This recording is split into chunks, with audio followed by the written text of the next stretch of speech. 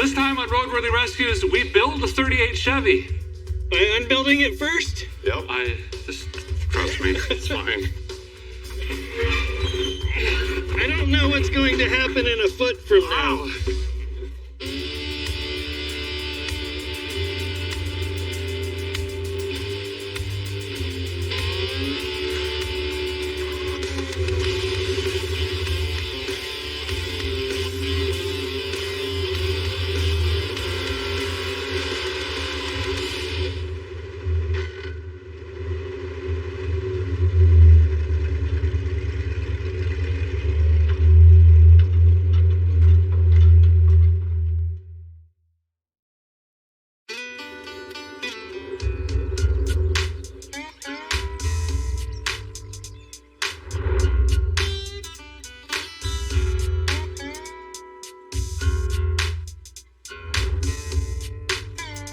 This week on Roadworthy Rescues, something completely different. We're doing a full build, bumper to bumper, on this 1938 Chevy Coupe. Vice Grip Garage fans on YouTube will recognize this car. I picked it up 5 or 6 years ago from a family friend of Luke McLean, who was the owner and race car driver of this car. He started racing in 1958, and this was his original race car, and it was inducted into the Hall of Fame in 2002, along with himself. He won many championships in the 60s with this car. It was a driving force. It set track records. It has probably more wins than anything. It's an absolutely iconic car. I did some racing with it, some rallycross, some oval stuff, and then it's really been sitting. My friend Andy and I blew it apart. We wanted to rebuild it. Our goal is to get this thing back on the track and back on the street, make this thing street legal. We've obviously got a tremendous amount of work to do. We're here at my friend's shop in Minnesota. We have tools and things and parts galore, but we need to walk around this thing, see what it's really going to take, and then get after it. So let's take a look here. So this car is one of the most raw, radical, and outrageous examples of a homemade race car and how things really were just thrown together back in the day to go race and have fun with your friends. Luke and his friend put this together with stuff they had laying around the yard, and I'm going to show you a few examples of that. They had a drill pipe roll cage and a bunch of homebrew suspension, and he got really creative, and that led to him winning a lot of races. One of those examples is this hot little small block in here. Looks pretty stock, but I assure you it's not. And if you notice, it's set way back into the cab. The front of the engine is right here, where traditionally it would have been way up here. So he was playing with weight distribution. The suspension was moved forward, and we'll see a bunch of this cobbled pieces and plates and things of that nature. We actually, Andy made this hoop for me later on in the bumper. We had to take some of this stuff off just to make it somewhat safe. We added the Nerf bars. There were just drill pipe Nerf bars. On this side, look at the steering here. Again, it's just pieces and chunks of metal that they had laying around the yard, and they just put it in there. And now remember, this car is going around the track at probably 80, 90 miles an hour, and this is what's steering your vehicle. Pretty sketchy. So in here, this was, once again, just bent up drill pipe and really sketchy. And because the engine's set so far back, see this here? Normally the firewall is way up here. It's flush with the dash. The transmission shifter was about here. He actually shifted this car and I between the legs when you're racing this. And if you look where the steering wheel did attach, the seat was actually set way back into the car, offset to the center and angled, because there was only a tiny little pocket over here to run the brake and the gas. Mostly the gas. I don't remember the brakes ever working. That's probably why I always won. So that's going to be one of our challenges, is we need to get the motor forward so we can properly build a transmission hump, make some room for feet. I want to put 2 seats in here. If we're going to put it on the street, it'd be nice to have a passenger and things of that nature. But we're not going to be using this engine or the old transmission. I've got big plans. So here's a high-level overview of the build here. Now, I've been collecting parts for years, and we brought some with us. And hopefully it looks something like this. First of all, the frame needs to be completely stripped down. We've got a Mustang 2 manual rack front suspension that has to go in here. To get rid of this, death. Let's just call it what it is. All this needs cut off and redone. In the rear, I want to do a 4-link and hang a quick performance rear back there with 35 spine axles and a 355 gear. So we got some hole shot, but we can still run it down the highway. Up front, the business end, I've got a Blueprint 400 that's been wrapped in a trash bag for, 5 years. It made 515 horsepower naturally aspirated. That's quite a bit, but I want to pick it up.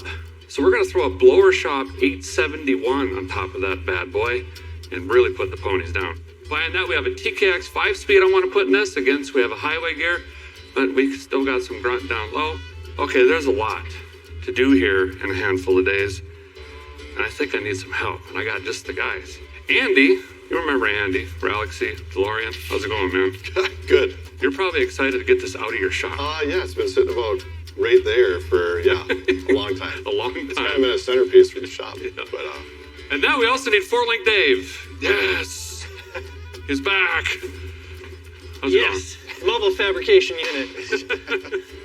Obviously, these guys are tremendous fabricators, which will lead me to doing things like trying to figure out how to make motor run and wiring and all of that Because it jazz. needs a blower. Right. That's what this very thing important. needs. Yeah, Needs a blower to run, clearly. yeah. All right. That's Blow this thing apart. Yes. That's all there is to it. There's 3 pallets of hard goods over there that need to go on this car. torches and sawzalls. Yep, all that. Let's get at her. Yep.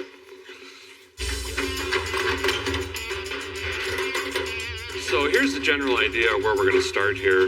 We've got 3 of us. We don't want to be crawling over each other, but there's certain things that need to happen so we can all work independently. Primarily, the engine and transmission needs to come forward so we can figure out cooling. So I think we're going to get the engine transmission set in, get the front suspension done, because then we can go to the rear and actually hang that 4-link and get a drive shaft measurement.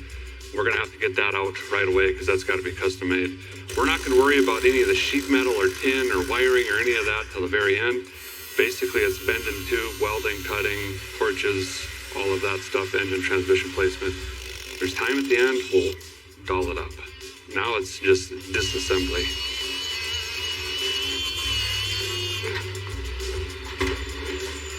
There it is. Go give that back to the ice cream man. Huh.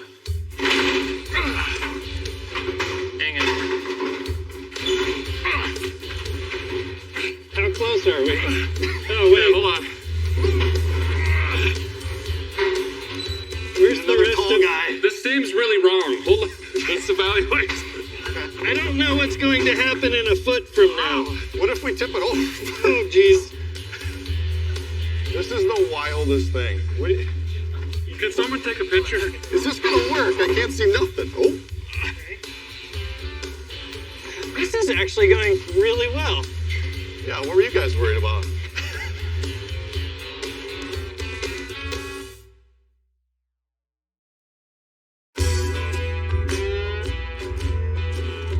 We're gonna pull off the fuel make it happener, actually use the tool as it's intended, a cherry picker, and lift the engine out and then redo all of this. Front axle goes away, shock loops go away, Yep. this gets cut off, this gets cut off, everything gets ground, cleaned up. We gotta fit the front end in here because that's gonna dictate where we put the engine. And I got a foam block with some accessorize on it. We can start setting that in because then we can put the radiator in, make sure it fits in the nose cone, and then build that way. Piece of cake. We'll be done by noon.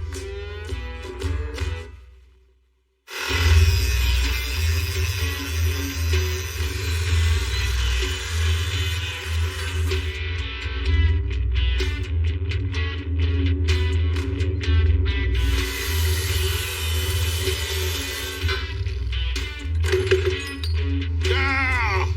Yes! How many grinders do you think we're gonna kill this All week? of them. 14. We're gonna divide and conquer. Dave's setting up a torch. He's gonna start cutting a lot of this. Andy's gonna come in here and actually weld this cage together because as we're cutting a lot of this out, we're losing some of our stability. He's gonna weld that in, zap it all up, maybe put another bar in there. He's also going to work on the running board. And I think that'll probably close out the day.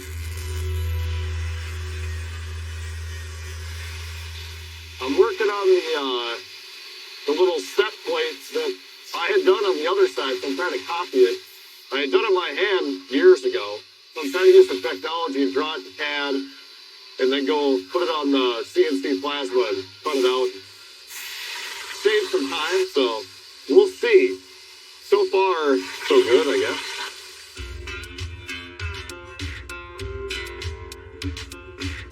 The front of this thing was on a straight axle with leaf springs. All the stuff was like moved forward. It was welded in the wrong places. It had scabbed over patch panels. It's nuts how much stuff we cut off of this. This is the weirdest way I've ever built a car. All right. It is back down to almost a bare 38 Chevy frame, which is really cool. It's a great starting point. If we keep hustling tonight, we should be able to have this thing like fresh and clean. So tomorrow we can come in here, we can throw a cross member in it, do that Mustang 2 suspension, and actually start making forward progress. But the amount of disassembly today has been amazing. It's just crazy. So much work.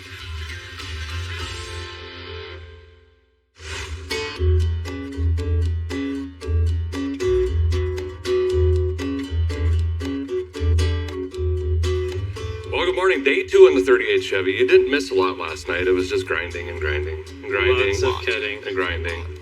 So I think you guys are going to work on the Mustang too. Yeah, I want to square up the chassis a little bit, even if it's just trying to like pull a tape measure on it.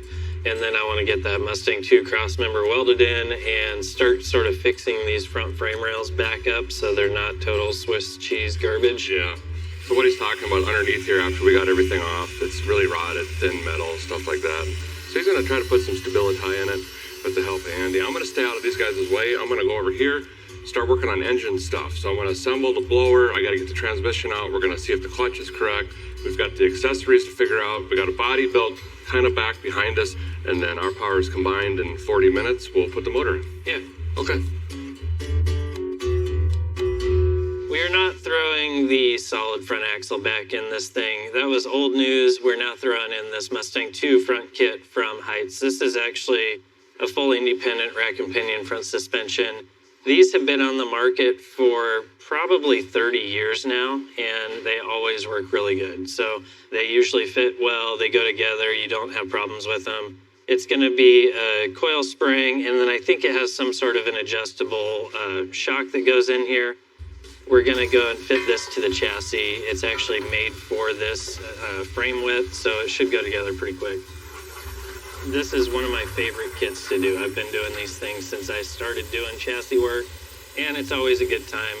It is going to get a little bit weird when we're trying to set up that engine in place because we're going to have a steering rack that goes kind of right past where the motor mount needs to be, but we should be able to get creative, build some like little tube mounts and get the engine where it lives and have all the room for Derek's gigantic feet. I feel like I can actually weld this thing in and not have to worry about the thing driving down the road crooked.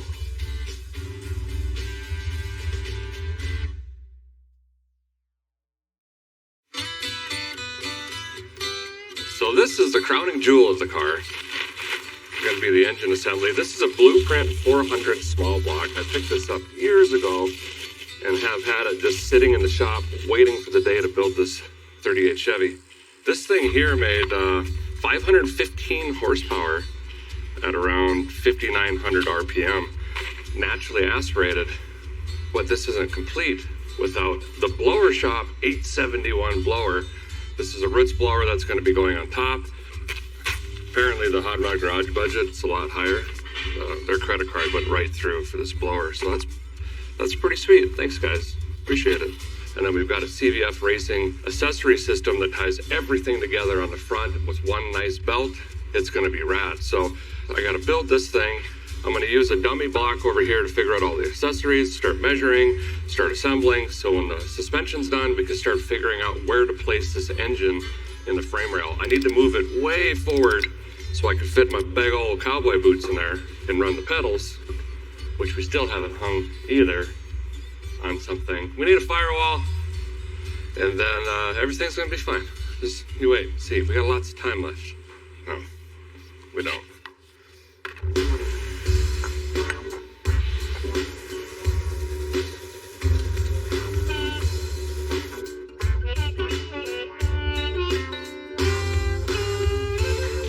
Eric's messing around with the engine. He's going to get that thing mounted, which is awesome. So I figured I would move back here to the 4-link for the rear axle. We've got this drag style 4-link kit. These are just the brackets for the frame side and the axle side. And just kind of brainstorming back here with Andy on where this stuff is going to live. I kind of feel like we're going to end up doing some tube work on this one. This is actually designed for like when you back half a drag car and you have a frame rail that comes up real steep. We don't have that, but we do have open space to work with. So I think what we're going to do is shoot a round tube across the frame, and that'll give us sort of a starting point. Eventually, we'll probably tie that tube in with the cage and in with the transmission mount. This guy here is pretty cool, but you can see it's designed to like get welded to an axle before it has the end bearing cups on it. So we're going to end up having to trim this out here and there so that we can slip this onto the axle. We'll get our in and out, side to side, make all this stuff happy, and later on today we should have 4 bars in here and an axle that kind of goes up and down.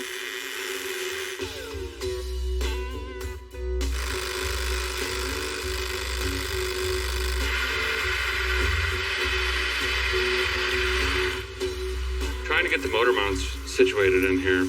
We've got a couple different styles here, and I'm going to get creative on the captain's side because we've got a steering rod that comes off the rack that has to travel through here and make its way into the cabin there. There's another bracket that I'm going to try to use to push this forward to give us more height, but I've got to start making marks to make sure this is in here square, get everything figured out where I think it needs to be, then I got to pull this back out, put the bell housing and transmission on it, get it back in. We know this lift is level, so then we can start eyeballing where we want the engine to sit as far as tilt and final height and everything. And then we'll burn those in and we're off and running.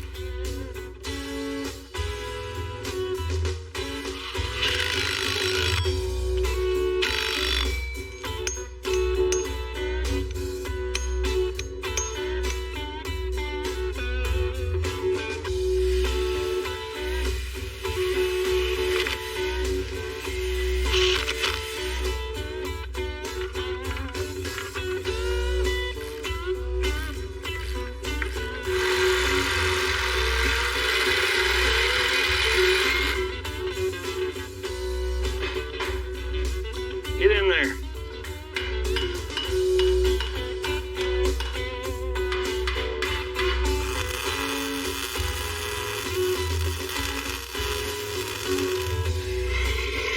Hell yeah.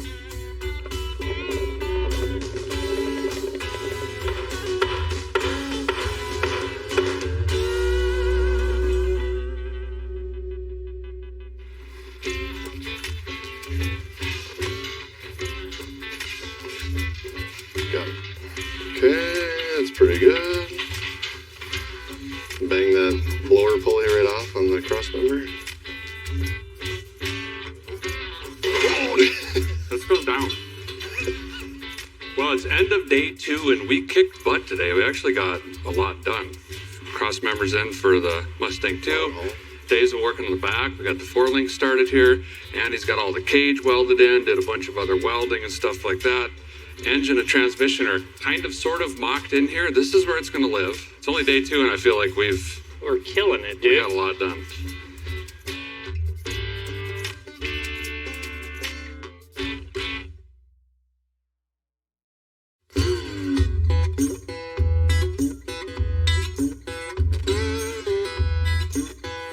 It's day 3 and we are almost finished. It's really getting there. We have a plan though. Dave's been absolutely rocking on this 4-link back here. He's got like all the bracket doodabbies welded on and the thing I'm sitting on welded in. Yeah. And you're gonna do the arms, levers. Yeah, this morning I'm busting out 4-link bars so this thing can swing in its own axis or whatever you call it. Mm-hmm. And then I want to do coilover mounts and kind of wrap that thing today. Nice. Andy and I are gonna throw in a transmission cross member quick. And then we're gonna get a drive shaft measurement, hopefully, because we gotta get one made. And then I'll come back and help Andy clean up the frame horns. And I think we're gonna try to paint everything. Cage, front suspension, all of that. That's our goal by the end of the day, is to have some wheels hanging on this thing. And it should look like a car. Yeah, it's definitely going to look like a go-kart.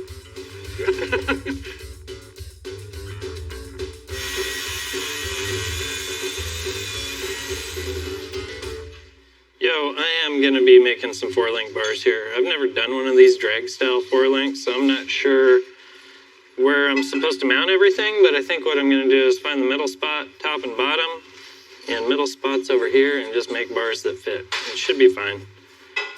So I'll pull measurements on all these things, get the axle centered, then go and weld the bungs into the tubes that this thing comes with, and hopefully in a couple hours we'll be like cycling this thing. Poor Dave, every time he hangs out with me, he just welds for 5 days straight. Sorry, Dave. Love you.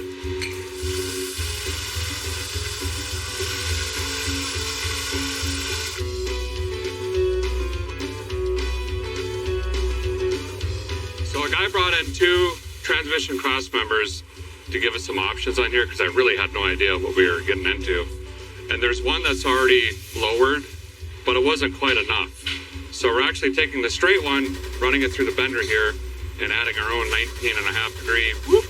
And then Andy's gonna hack this at an angle, weld it into some plates. I've cleaned up the frame over here and got the plates ready. And then we have a custom cross member, and the transmission will bolt right up to this thing.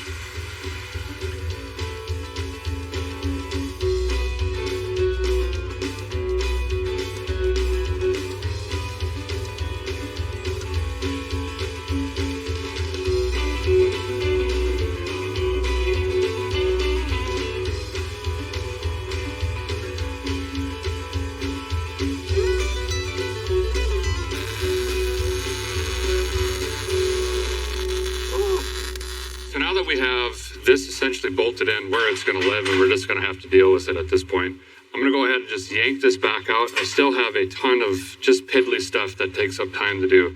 Put a starter in, put the spark lighters in, put the oil in. Now that I've tested the accessories and the foam block, I got to build everything out here, get all the pulleys to line up, do all that. I got a different bottom pulley for the blower I got to put back on. And then I got things like, I got to plumb oil lines, I got to drop the distributor in, I need to time it. There's just a lot that needs done.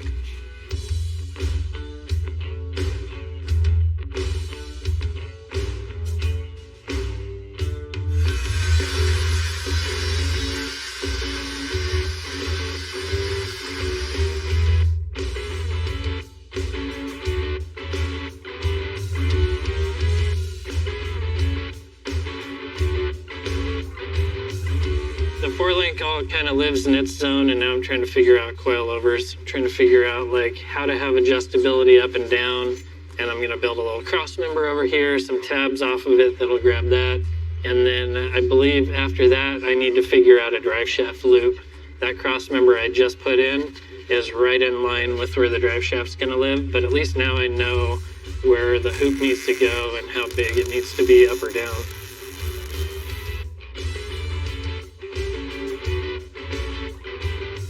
The goal today was to get to a spot where we could sort of blow it apart and start painting parts white. And I think this is pretty close. I'm going to do a little bit of fab work for a drive shaft loop, and then I can kind of put a bow on this thing and say it's done.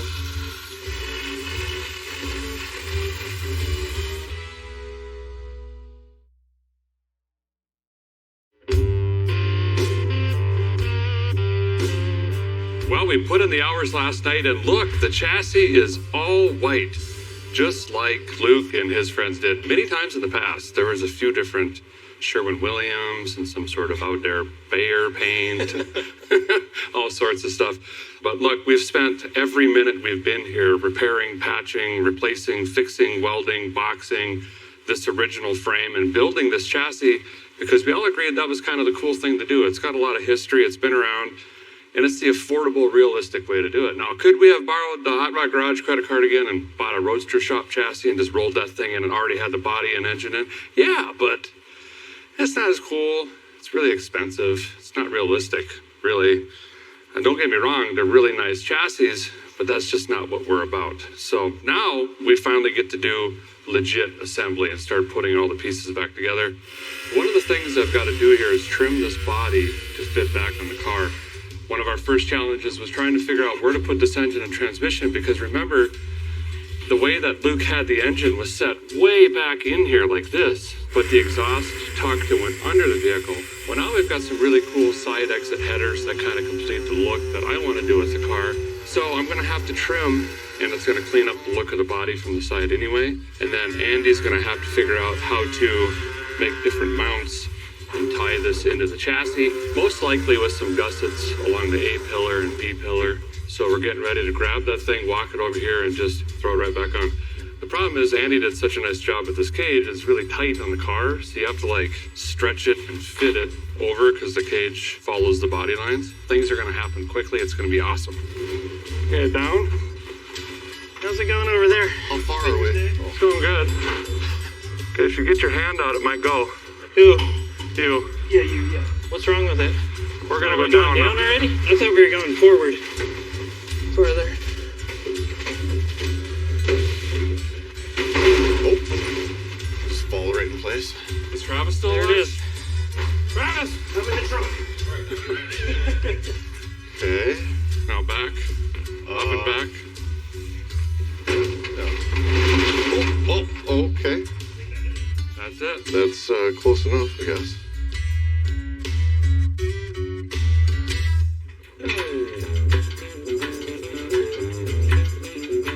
We are putting the motor in finally. Starting to look like a real car.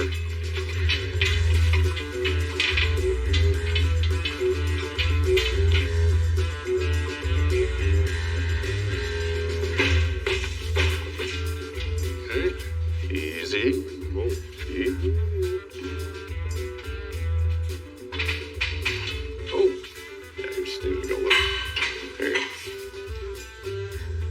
I'm out back. I was just gonna throw some paint on this, but I think what I'm gonna do is actually like put the center chunk in, do the RTV, clean the whole housing, and paint it put together. It'll be less masking and a little bit less work in the long run. So I'll be out here, we'll get that thing in, we'll get axle shafts in it, kind of button this thing up, and then paint the whole thing white all in one shot.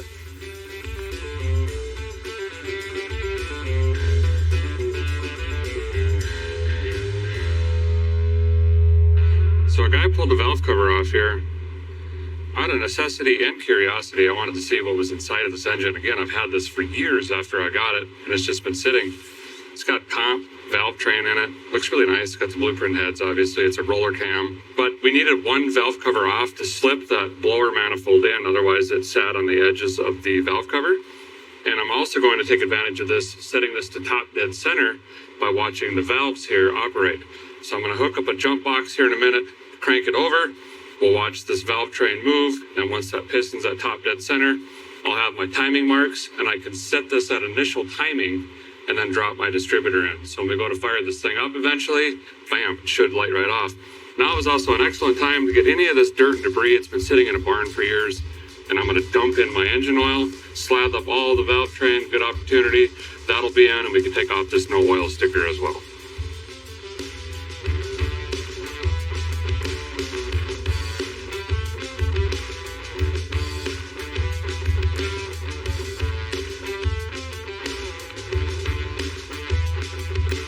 Well, since a guy has never owned an engine part this nice, I'm gonna go ahead and take a flap disc to it. Here's why. I just went to plop this thing on, and it is not playing nice with the blueprint heads. There's these tabs here over the intake ports, and these are interferencing with the heads. So I've traced out an intake gasket here with a marker. That's our do not enter zone. I've got to come in here and just angle this chunk right here and here on both sides, so hopefully this sits down on that engine. I really don't have a choice. I can't go carve into the heads because then the valve covers will not seal and we'll be blowing oil up everywhere else. So this is going to be terrifying, but fun.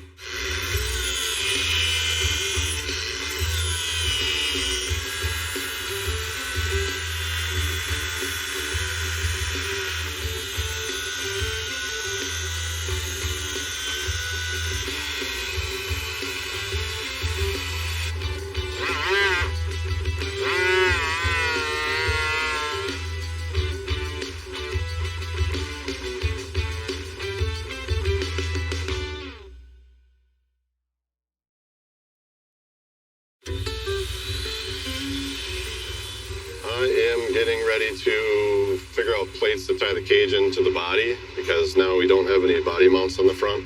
Should do it anyway, because everything kind of just needs to, the body needs to be one with the cage when the cage is tied into the frame like this. So I'm going to go around and make some dimple dyed sheet metal things to tie it in here and around the top of the cage, and then the B-pillar back here somewhere. And then we'll be good to go and all one piece again.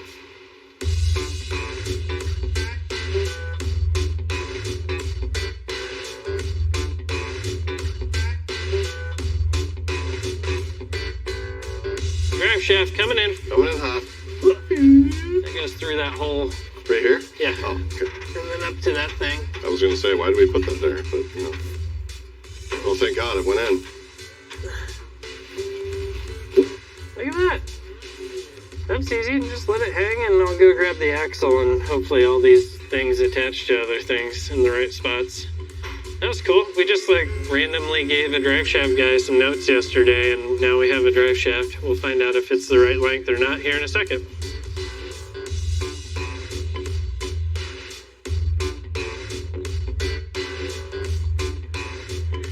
You gonna come down with the lift above? Oh God, my hand was in there. A little more. Oh, that's good. Dude, I'm dialed. The drive shaft is gonna be perfect. We're gonna connect all these dots. And it's gonna be a car here pretty soon.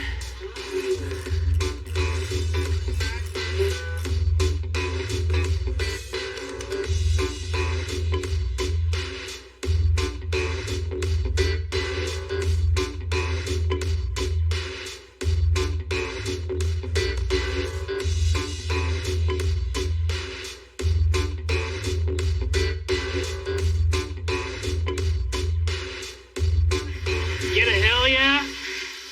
Look at that. Looks like a real thing. It is it's crazy. It just went from a bunch of stuff laying on the ground to a bunch of stuff in a race car. The integrated shock mount thing is pretty sweet. That makes it nice. Great work, Dave. Awesome. Slowly becoming a car. We had to modify the blower manifold. We got all that figured out. Went through the valve train. We got it on the top dead center.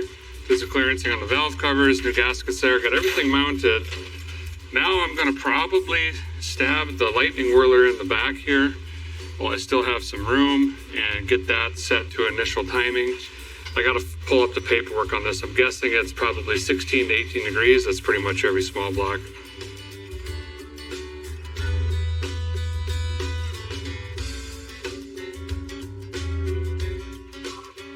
After that's done, I'll get the blower belt on after I torque on the case, and then we can find our throttle body and throw that up here. We have a single and a double. Right now we're just going to do a single, but ideally we're going to have two big carbs on here or two snipers or something like that. Fuel injection would be great just because this is going to be at events from West Coast to East Coast, different elevations, different weather.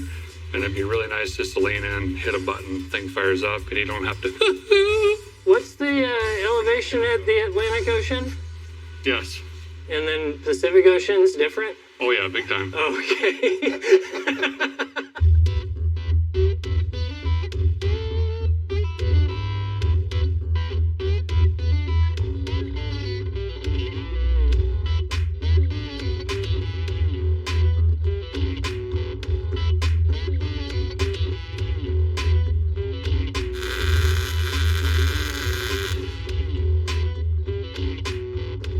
Check it out, the axle housing is in place and suspension's hanging there. And now I'm gonna do the axle shafts and throw these guys in. These are custom made to length for this rear end, which is pretty cool. And we've got this disc brake kit that also needs to go on with it. So I'm gonna go ahead and slide these in, do a little RTV in here, start mocking up the brake caliper stands, and then we should kind of have a fully complete rear axle here pretty soon.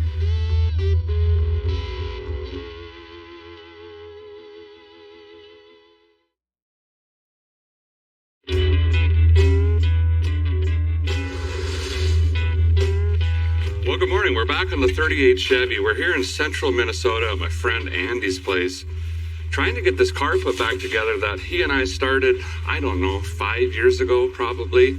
I'm not quite sure it's going to run, Andy. Yeah, but it's going to look cool. Today, Dave and I are going to slam together this front end. I'm going to get the control arms put together, get all the hardware in here, spindles on, springs, shocks. He's going to pack bearings. He's going to knock some studs out. We got to convert that for our wheels.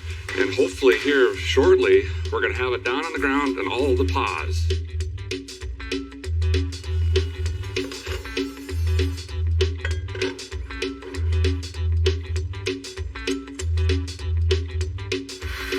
Well, we ordered a standard Mustang 2 front end, but looking at the ride height and everything going on, we switched to drop spindles, but then we've got standard height coil springs here. And we're going to fix that with the old bandsaw lowering kit. I'm just going to come in here and take one coil off, and that'll give us, well, essentially that in lowering.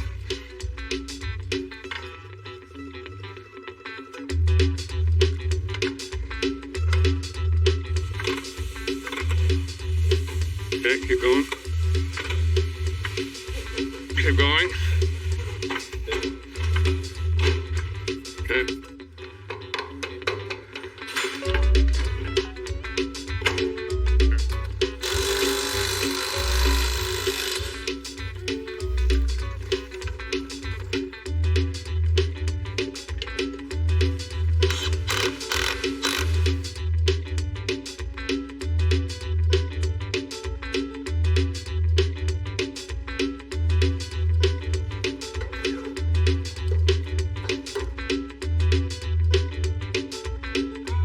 So guys, going with the manual rack here for a couple of reasons, mostly to simplify it, but also keep the old school stuff alive.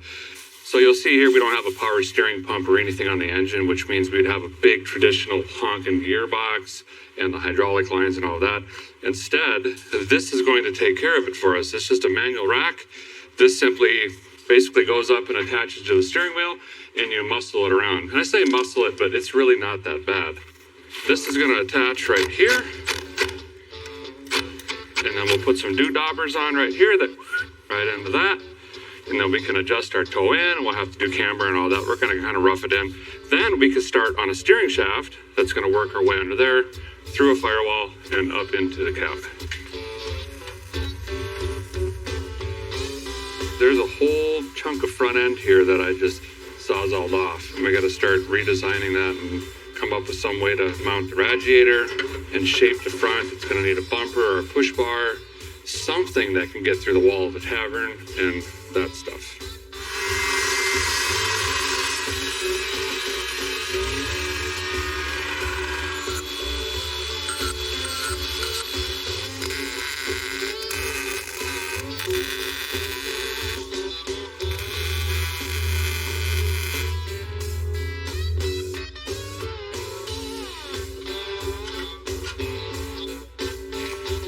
Well, it's funny how some of the little things, or things that you would assume would be easier, actually take up more time. We're trying to get the original sheet metal back on this front end, which actually, surprisingly, is somewhat falling right into place. But we make a tweak here, that's way off. We move this, that's ruined. We're going to keep fiddling around with this. It's going to be quite a night trying to get this figured out. Eventually, we'll have this all supported in here, gusseted in. It'll look somewhat straight, and we got to get a steering shaft in there as well. But we'll catch up with you tomorrow morning and share the progress.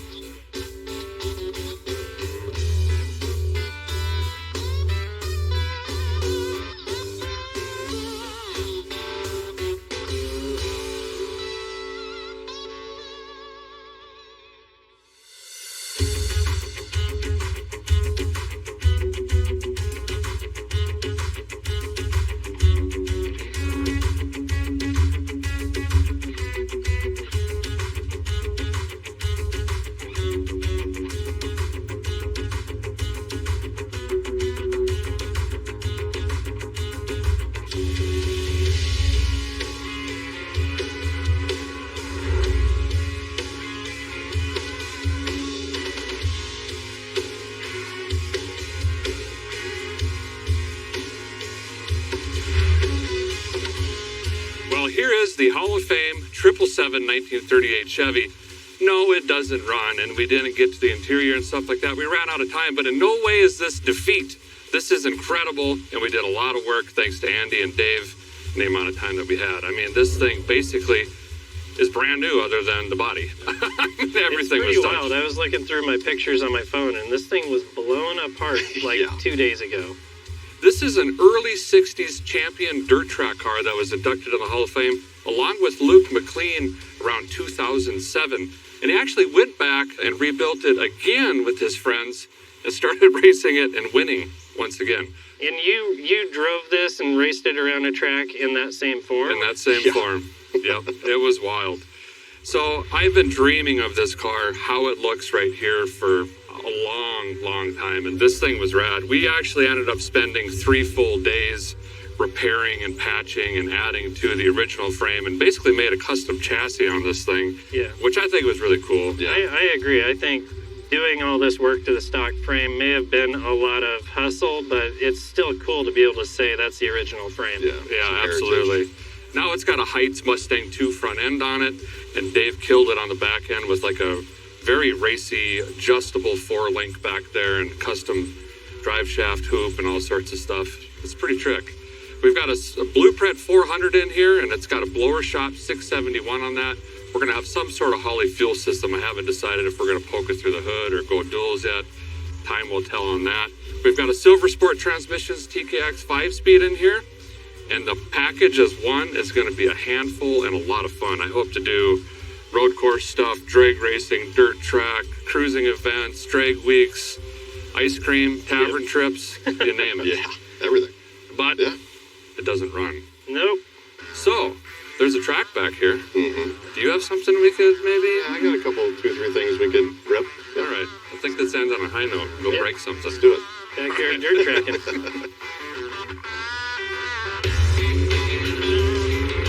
Oh my gosh.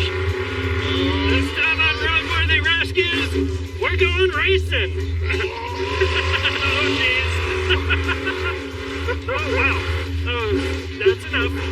Oh, pipe it down. Big tree, big tree. That's fine. Oh, God. Oh, little tree. Hold my hand in. Oh, my God. All right.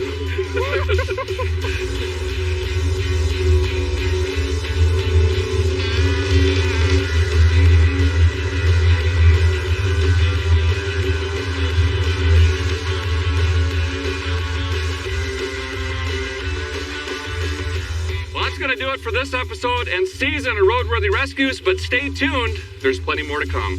Hits!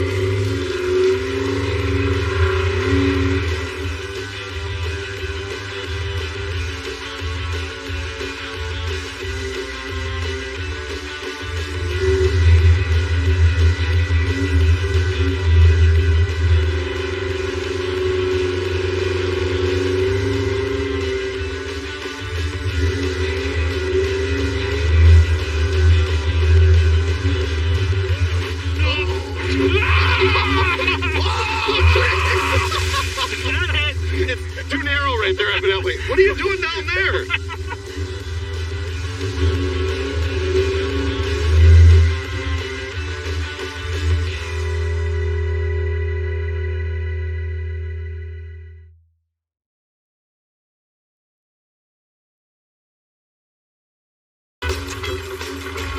This time at Roadworthy Rescues, we pull a 55 Pontiac from the grave and put it on the dirt track. Maybe, if I can get it out of here. Hopefully this works.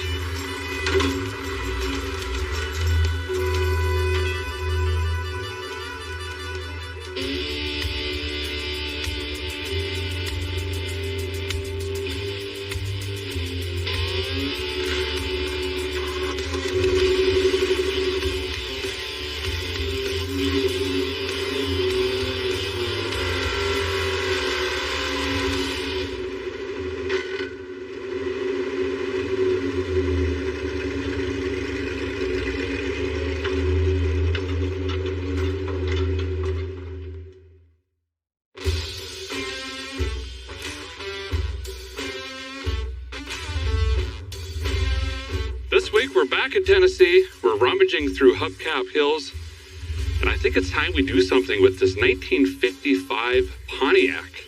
This is a really cool car. It's the first year of the Pontiac V8, other than one they rebranded in like 31 or 32. is a nice 2-door post car.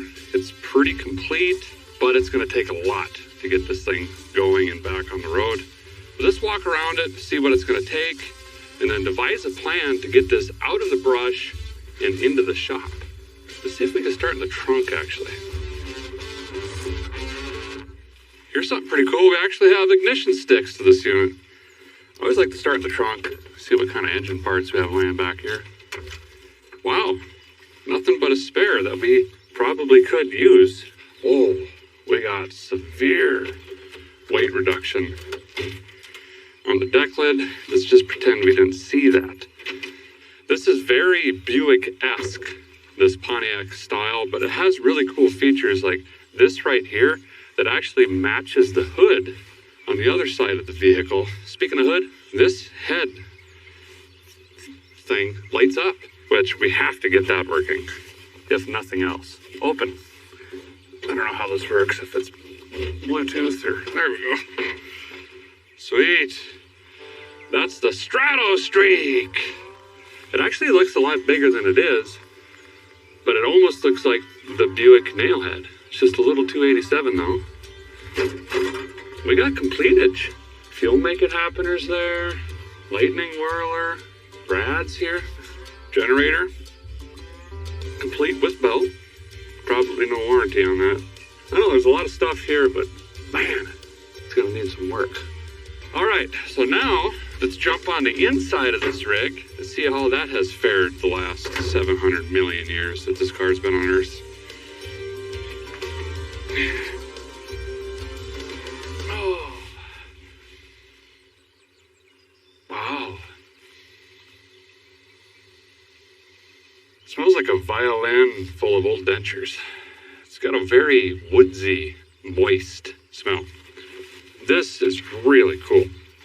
Worth the entire purchase.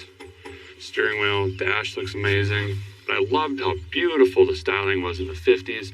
All the makes did great. They were all very elegant, nice looking. Huh. Old car. What's in it? We got the P for the Pontiac on the hood. We got a knob. We got a button, just in case. I like that. Were these dual cigarette lighters? I think they were. Probably not. I don't know what I'm looking at. It was serviced regularly by Shell.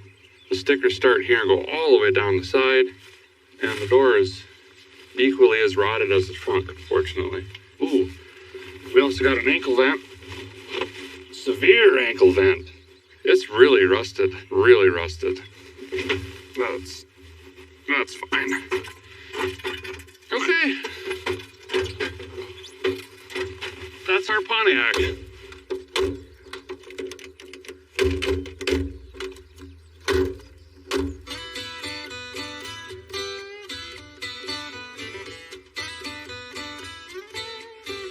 So unfortunately, this 55 Pontiac is pretty far gone. Probably too far gone for us to do some sort of restoration in just a handful of days. But I've got an idea that will get it out of the tree still, have some fun with the car and put it back on the road. We can do kind of a 50s NASCAR theme with this thing, and then we don't have to worry and care about all the rust and rot in the floors and doors and trunk and everywhere else. That being said, it's going to be a tremendous amount of work, starting with just getting this out of the trees. So my buddy Chad is back from season 2. He's going to be helping me with this thing. What do you think about this Chieftain? It's pretty cool. It's got an airplane, you know, a lot of rust. A lot of rust. Doors don't close, stuff like that. But maybe we could slide this around a track, though, and have some fun. Yeah. Sounds dangerous, but yeah. Definitely. Okay, so first thing is probably just try to get some tires on this, get it rolling. Yeah. And then we'll find something to drag it out of here, get it up to the shop. Sounds good. All right, let's go find some tires. So I often get old cars, hide them back here under the foliage and trees, try to protect them a little bit, but they often lose tires, so this is going to be interesting. Look at the roly-polies. All right, repeat, other side. Jeez, man, you're working way too hard. It's too early early for that. So we don't have any documented proof of how long this thing's been off the road, like insurance or registration or plates or anything, but from a guy's experience with automobile archaeology, I'm going to guesstimate 28 to 34.5 years this has been sitting. So this is actually going to be really cool if we can get this thing fired back up and running. One of my biggest concerns right now is this should have some form of Dynaflow transmission. They work great when they work, but when they don't work, there's probably 5 people in this country that know how to rebuild that transmission correctly. I've been through it multiple times with my old Buicks. So we'll have to keep that in mind. If it runs, it's a victory, but actually will it go in gear? Good to go. She's dancing on all 4 paws. Okay, so this is an Automagical. We know the front 2 tires turn. We don't know if the rear is locked up or anything with the drive line. Yeah. But I've got a diesel Scout that should be able to yank this thing. I'm gonna mow a path through the trees. We'll hook a chain on this. You can get an air tank and a respirator. Steer this, and let's see if we can pull it back to the shop. We got a journey ahead of us. Now we go revive a Scout.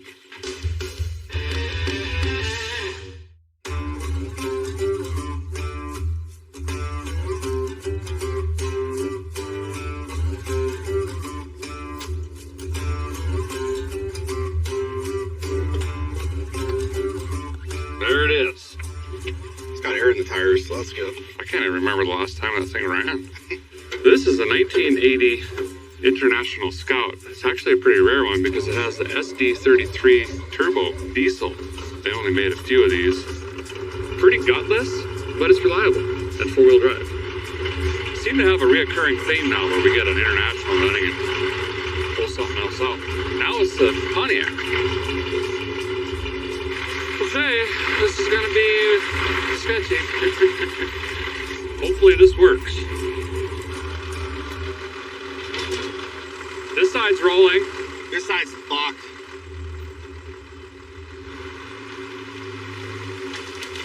Jesus.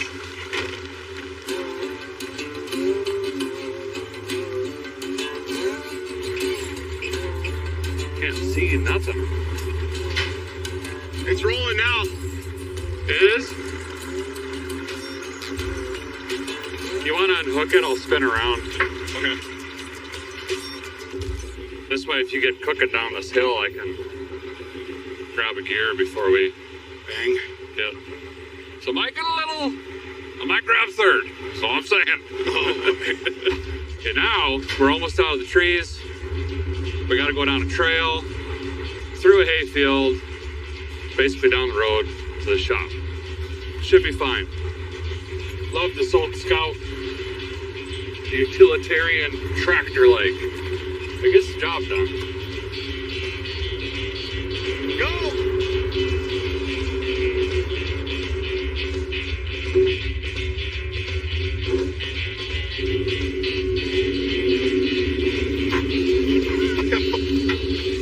Oh my God. Got pretty close there. We made it. Okay, now, how do we get it back in the shop?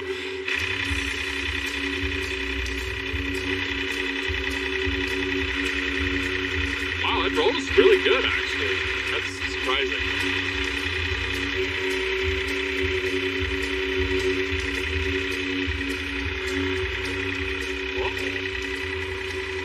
Ford W.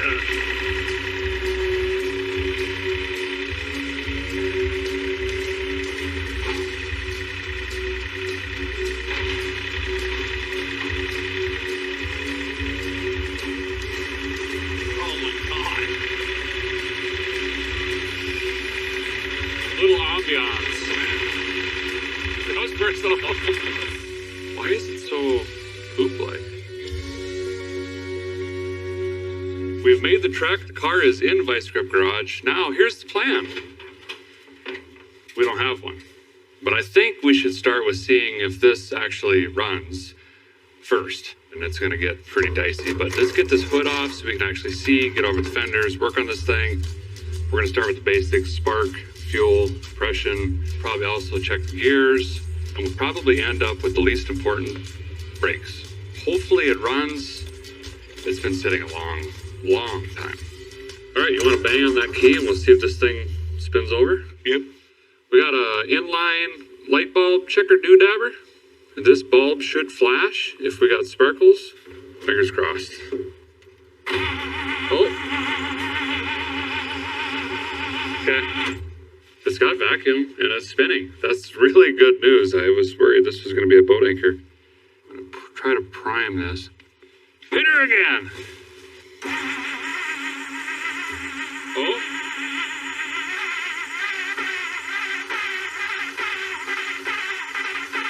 Come on. Yes. Come on, girl. It doesn't sound that bad. Valve train came right around. I'm gonna guess it's got oil pressure. I don't hear any clanking or banging. First time running, I'm gonna say in decades. Look at this thing. Oh, that's so cool. Yes! It runs, it's got oil pressure. It must have a lot of oil pressure because the valve train didn't even want to clank or nothing while we were cranking on it for a while. So that is fantastic news. Okay, we got a wheel stop in here. Yep. So I'm gonna bottle feed it again and just jam it and drive and see what happens. Okay. Oh yeah. Woo! Okay, that's a bigger victory than the engine, I gotta be honest. That's solid drive. Oh yeah, she clicked in there.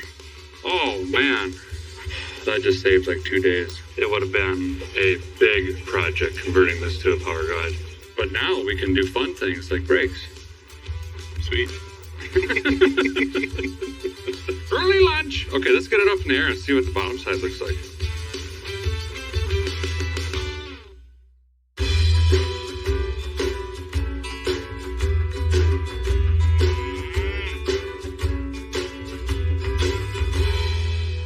So I think where we're going to start is just a lot of the basic maintenance stuff. Try to get this thing running and idling on its own so we can further assess what's going on here.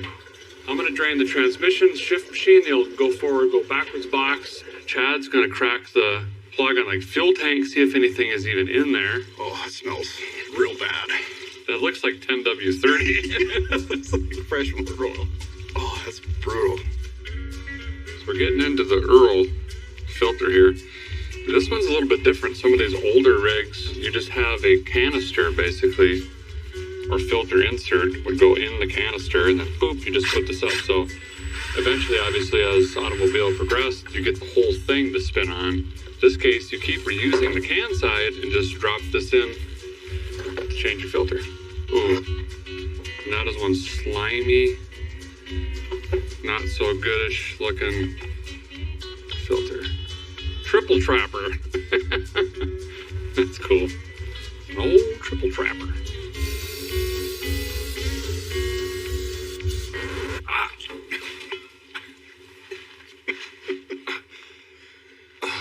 Eyes down, bay one.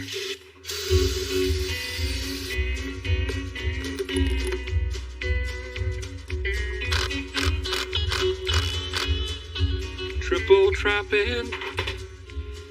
Should run like a scolded coyote now. So my earlier estimates of how long this car sat, I think, was poorly misjudged. This car sat so long, the belt has hermetically sealed itself to the pulleys, and we can't seem to get it out.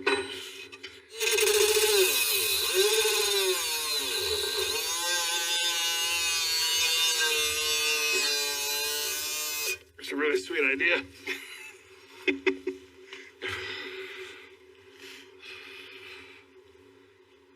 Is that a standing wheel on it? Yeah. What would you use?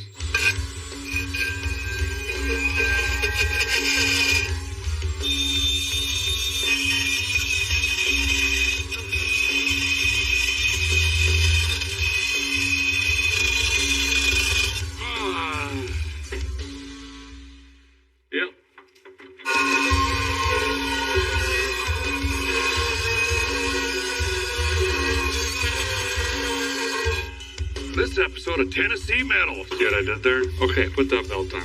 Let's go home. Boom. Beautiful, man. And that's a green belt. That ain't going nowhere. So I'm gonna redo the ignition system here. Radio resistance. Hyper low. Performance stuff back in the day. Tell you what. Old school AC Delcos. Thing's got about 74 million miles on it. So this is pretty cool, doing some automobile archaeology here. The filter was just an AC, and the plugs are really old school AC as well. You can tell by the color green and the white band as well, and it just says AC. It didn't become AC Delco until 1974. So the plugs and oil in this is 50 years old-ish. It's a long time. Doesn't necessarily mean that's when it was parked, but I doubt these have been run since 1974. That's pretty crazy. I'm gonna basically just start tuning this up, get a new fuel line from the rail to the pump, but we're just inching closer to having this thing sit here and idle. Chad's working hard on the doors. He found out the hard way as I was pulling them with the Scout. They just kind of flopped open and did all sorts of this stuff. I was just gonna barbed wire them closed. He's got glass down and he's digging into latches and levers and mechanisms and all the stuff that I don't have patience for. All right. Safety. Okay, we've got new sparkulators in, lightning hoses, basically ignition's been updated. We've pushed air through the fuel line. There's fresh fuel. We know that we don't have any obstructions from the tank up to here, so now we're gonna try to get the mechanical fuel pump to work. I'm gonna bottle feed it. Hopefully we should see fuel spraying out of this. Then I'll plug that in and we'll see if the fuel making happer is gonna make it happen.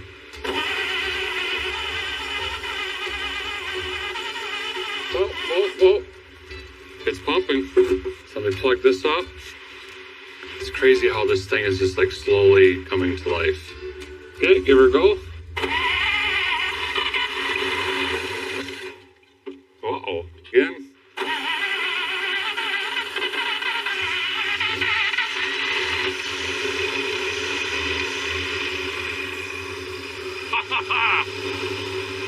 It sounds like it was turned off yesterday. Yeah. Well, the belt's staying on after our Dremel attack. It fires right up. Somehow the starter's hung in there. We've cranked the snot out of that thing. Yeah, there's no accelerator pump. So this is pretty awesome. It actually charges. The generator is working. We're getting like 12.6, 12.7 here. And the gauge in the dash even works. The story we heard was an old timer parked this and then unfortunately passed away. And I think that's probably actually the case. You hear that all the time and it's not, but pretty good old rig. So let me figure out this fuel delivery issue. Luckily, we've got a good old standby 2-jet sitting here. So I'm gonna go ahead and just bolt this on because I know this will have an accelerator pump. Should be able to rev this thing up. And Chad's got the heater hose capped off as well. So we should be able to fill this up with ice cube juice and see how many leaks we have. All right, ready?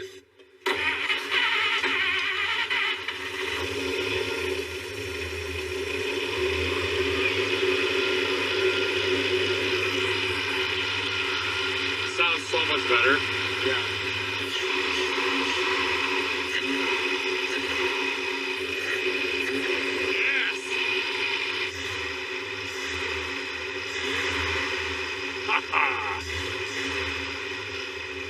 Temp gauge is working. Says it's right in the middle.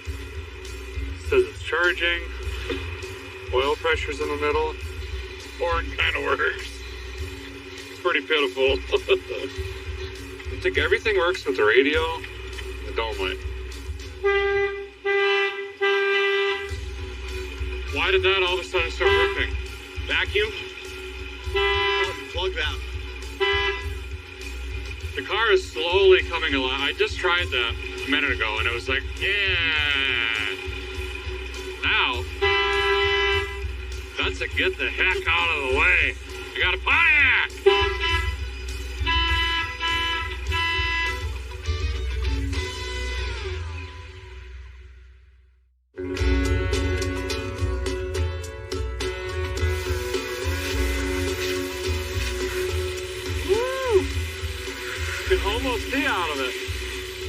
Well, good morning. We had another really late night last night, but we made big progress on the Pontiac.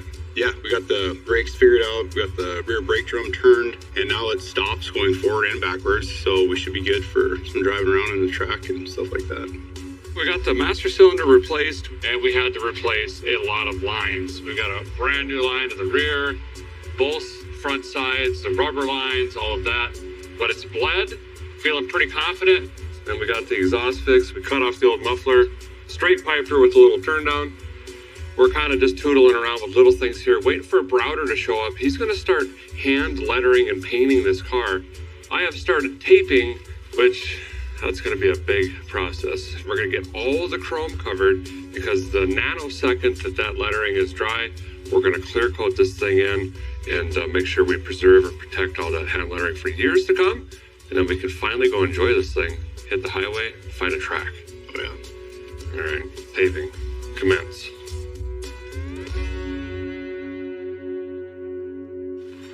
So Browder's here, you remember him, he's done a lot of work for us. He does fantastic lettering, he's an awesome artist. Of course, we had to call him for this one. Now, back in the day, if you're gonna run NASCAR like we were talking earlier, you usually just kick the hubcaps off, tape a pillow to the steering wheel and go racing, but you had to have funds to do this, and people started picking up sponsors and things of that nature, put some jingle in your pocket for the weekend, for fuel and tires and whatnot. We're gonna do the same, and of course, we had to go with Hot Rod Magazine. So Browder did some research, and you combed all of the archives for 55 specifically. Right. Obviously 55 Pontiac, but the lettering on the back for the Hot Rod Magazine, that is era specific. And then I'll leave it to your professional opinion what we should do on the hood. If we're going to do the Straddle Streak, if we're going to do the CI or Horsepower, sometimes. horsepower, Yeah. or, you know. They like to brag about that. Yeah, right. Yeah, while he's doing this side, he'll explain what he's doing. I'm going to go on the other side and start taping. I'm already cramping up. Okay, so on the hot rod part of this, I went and researched the 1955 magazines. And what I did is I made a pattern, and I perforated where the lines are, and I'll take chalk. This technique dates back to the 1500s when Michelangelo painted the Sistine Chapel. They restored those paintings in the early 80s, and they found traces of his pounce patterns. And that's how we know that. So this is a very old technique, and it's an old sign painter's trick. This is just an oil-based enamel sign painter's paint. And I'm putting a little bit of a tint to it, just to kind of get a little bit closer to the red that's on it. And I'm going to apply this so it gives the appearance that it's been on there this whole time, since 1955.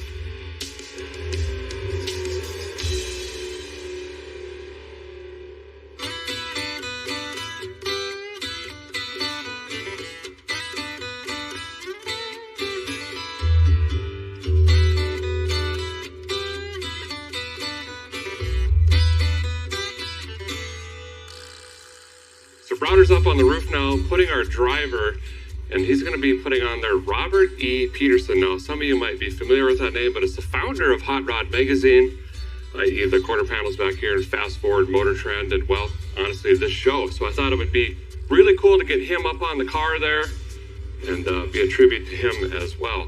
Meanwhile, Chad and I are still taping off. This side is almost done. It's looking fantastic. Once we get some clear on this, it's going to be just amazing. Wait.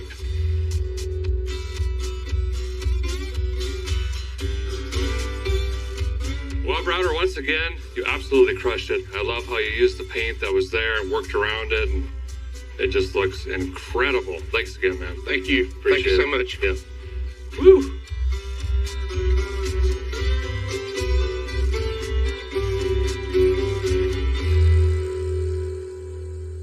So to complete our look, we've got to change the tires and wheels, obviously. We're going to keep the steel wheel look, but these are really skinny, and obviously the tires aren't holding wind.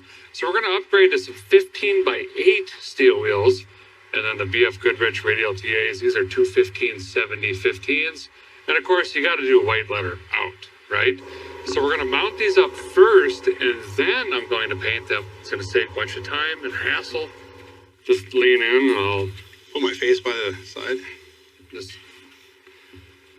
So the tires we got off the interwebs are way too narrow for our wheels, so we're going to try to stretch these on here the old school Bring the thunder.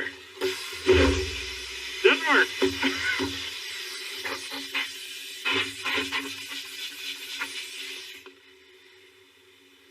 Hey, look, man, it looked cool. I lost 2 eyebrows.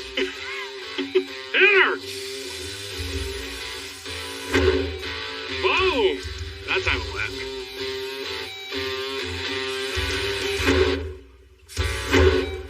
Gloss black is what we're gonna go with. It tied in the rust, like the age of the car, the shadow on the 55. It just made it look really cool. We're gonna let these sit for the night. The car's got to dry for the night as well, all the lettering and everything that Browder did. And then in the morning, we're going to clear coat it. These will be drying mean whilst. We'll mount them up. But I think we're going to try to drive this thing to the track.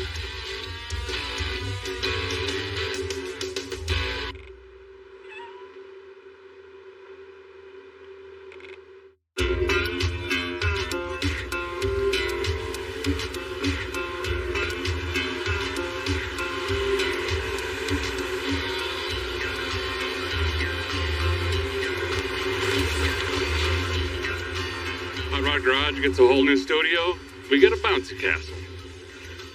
Well, Browder's artwork has fully dried. Now it's time to get this car into our professional paint booth and put some clear coat on this. And by professional, well, you've seen us use garden sheds and pop-up tents and everything. We really stepped her up this time. Guy went on the interwebs and found a blow-up spray booth. It's like an adult bouncy house, basically. Yeah. It's got like a mini bar area in the back. I don't know, it's pretty cool. We're gonna roll this out in there, quick wipe it down once over with some, I don't know, Earth Ghost juice, something, clean it up because of our handprints and all that. And we also have a bunch of bugs and mosquitoes and stuff like that that I don't necessarily want in the paint forever. Chad's actually gonna lay a coat down. He's never done it before. I'm gonna show him how easy it is. And then I'm gonna lay a second coat down. And then we're gonna call that good enough and go to lunch. As far as product goes, we're going to be using the Vice Grip Garage wipe-on clear coat, but you can also spray it if you want. We're going to be mixing the gloss and then the Vice Grip Garage matte clear, and we mix both of these equal parts. We're going to get more of a satin, so it's not going to be super shiny. It's not going to have that kind of dull sheen. Should land somewhere in the middle, and then of course we're just going to add our catalyst. It's an 8-to-1, so we'll have 8 parts clear, 1 part catalyst. Mix these up. I'll do several cups. Chad's never sprayed it before. I'm going to hand it over to him, let him put a coat on. We'll let that flash off, and then we'll do it one more time. We are going to wear a respirator. We do have a fan in our bounce house pulling some of the air out through some makeshift filters, and should turn out pretty good. Keep on rocking. Chad's doing really good. Guys, don't be afraid to do this stuff at home. It's not rocket science. Well, there's science, but it's not rocket science. And it's just clear coat. If you mess it up, you just sand it down and do it again. This is going to look great. It already has a nice satin sheen. It'll dry a little bit duller, but it's looking awesome. Great job, dude.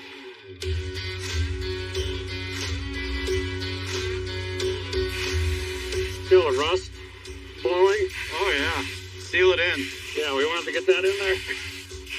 It's the 3D effect.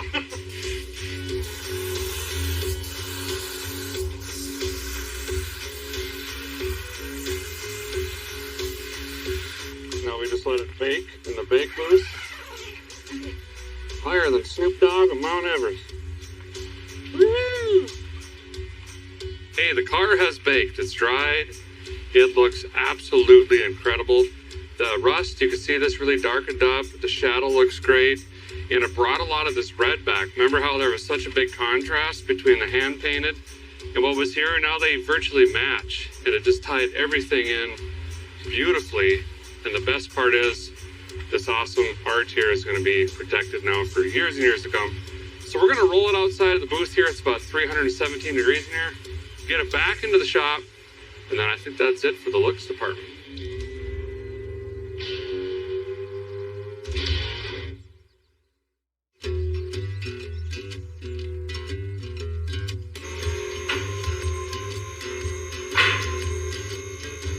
Okay, so got the car back on the lift. Chad's going to put the new tires and wheels on.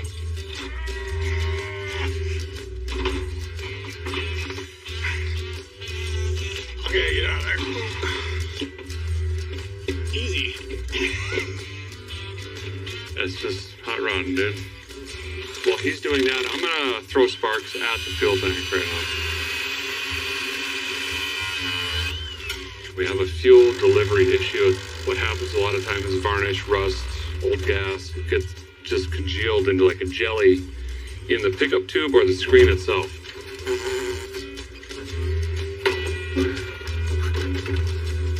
I think this is shot.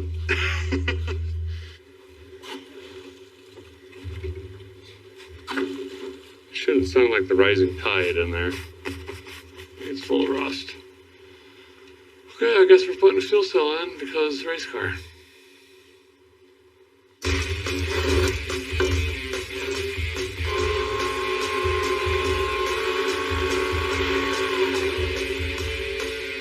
Okay, that's vacuumed. Then we're going full race car. Cut the trunk out of this thing, throwing in a fuel cell. We're gonna swing a fuel line around, plug that back into the original fuel line that I snapped off, trying to get the old fuel cylinder out. Okay, digital fuel pump's wired in. So when we turn the key, that should pump. Ta-da! Fuel system. Oh, geez. Oh, that's a lot. That's a lot, Chad. Yeah. Jesus. It's gotta pass tech. Tacked. We're gonna see if this thing's gonna pull fuel, fire up and run. Hopefully so. We don't have time to test drive it. We're just gonna have to basically try to drive to the track tomorrow.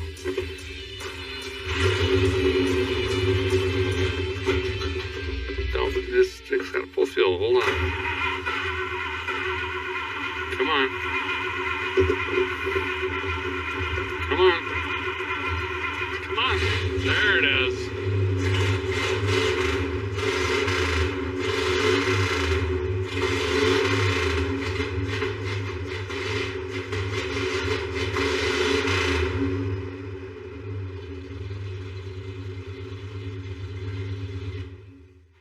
We're good to go. We're gonna head back to Thunder Hill Raceway Park. You guys remember the bare metal Bel Air? Same track. It's gonna be a lot of fun. We might even try to post up some times. Chad versus me in the old 55.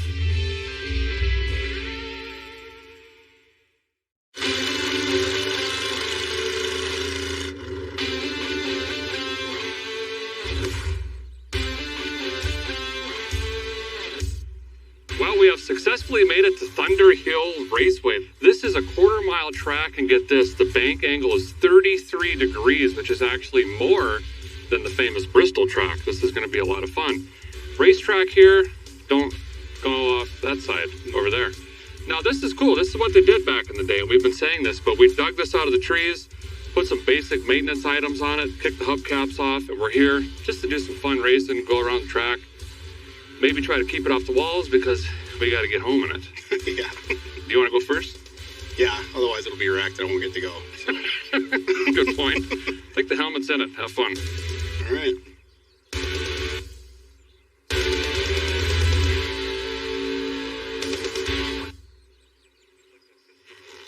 Oh, I don't know if this is extra large. Oh, I look like an idiot. This is Chad's first time ever driving the car, so we might as well do it on the dirt track. Go fast, turn left. Okay, we'll get the stopwatch going. He's gonna try low gear and high gear. It wants to hunt in between the two. Oh, it looks so cool. Start. Look at the front tire. It is rough out there. It is bouncing like a basketball. I'm gonna have to keep that in mind. They used to tape stuff into the seats to make you not slide, but he'll figure it out.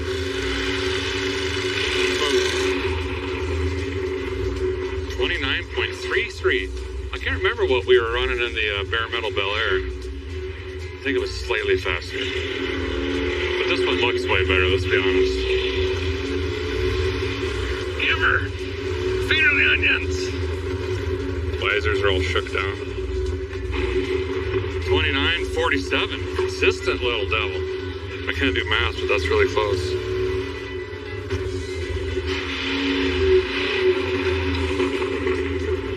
fastest. It looks so good. Imagine 20 cars that look similar ripping around.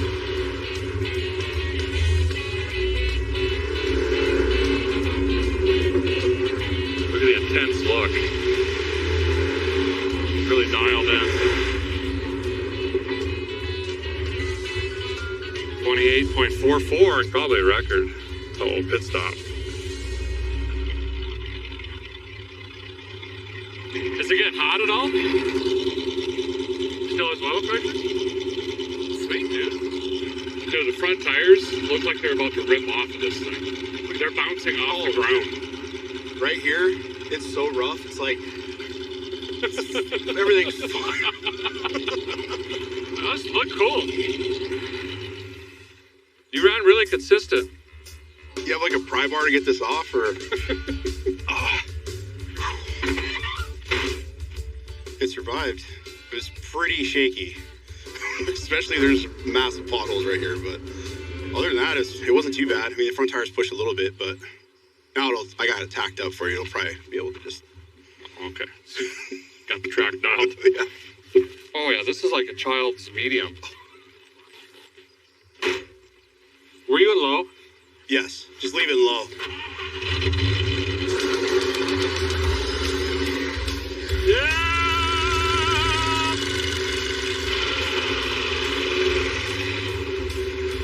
Oh my God. It does bounce.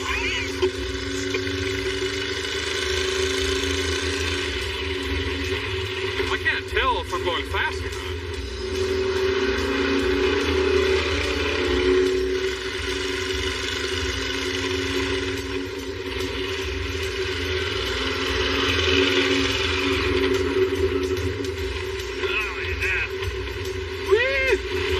Tongue was hanging out, but it was. Oh. There's the bumps. Man, these guys, nerves of steel back in the day. They'd race on sand, asphalt, concrete, dirt, mud. It didn't matter. They just wanted to go fast.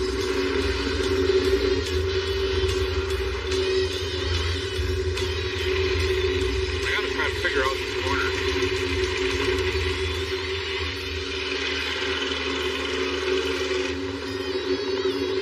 A little faster. 2706 was that one.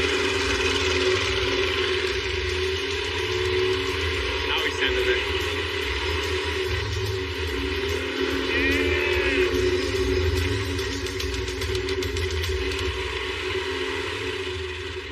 Oh, it automatically shifted.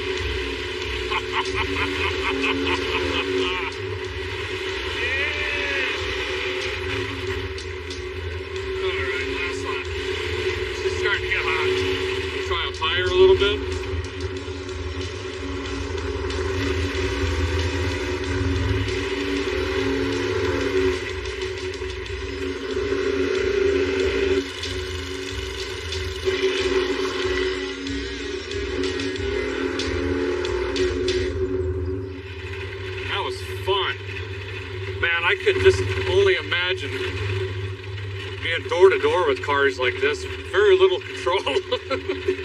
Oh, it had to have been just a hoot.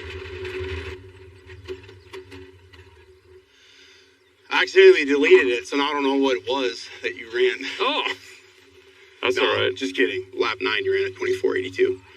It's hard to stop. Smells. She's hot. Smells like brakes real bad. I was double footing it. Oh. Trying to get the front to... I seen you start taking the higher line. Yeah. Could you imagine being within 20 cars, just like... You know, some of them are smoking cigars, like... The tires are off the ground half the time. I so know. When you turn, you're like, is it actually turning? Do you see what I'm talking about? The front? Oh my God. It looks way more violent, though, than it feels in the car, I think. Oh, she was just floating out there. That was really cool. That was a lot of fun. So much rust falling everywhere.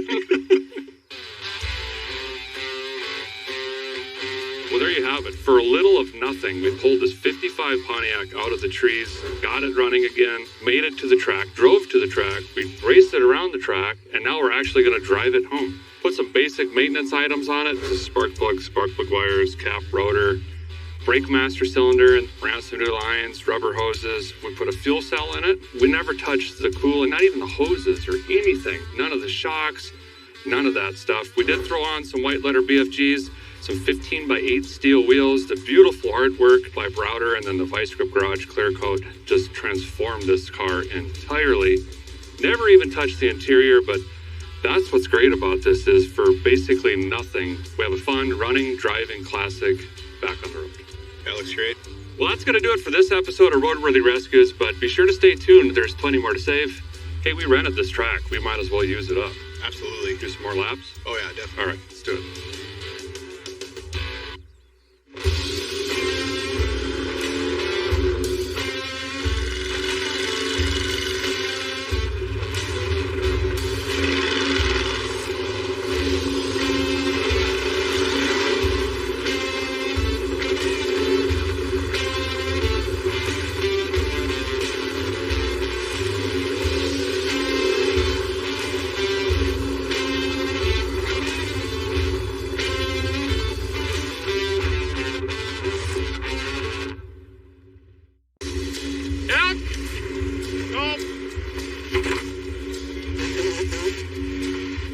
This time on Roadworthy Rescues, I try my hand at carpentry. Yeah! Pretty good at it, I think. Bingo.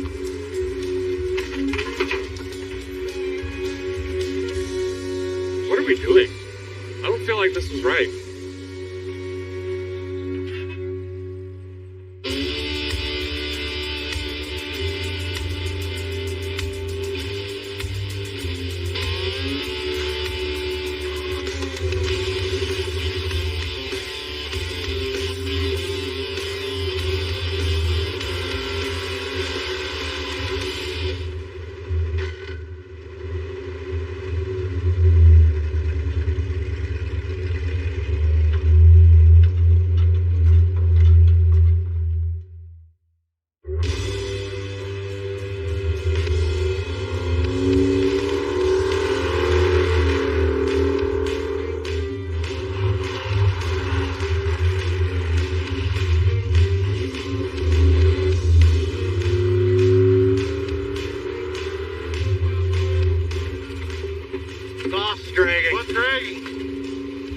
Down, I think. Oh, here.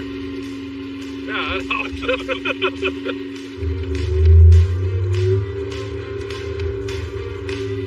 Oh, God, Malkovich. Get me out of this thing! Look at Sean's face. I don't want to be in here anymore. We'll go find the truck.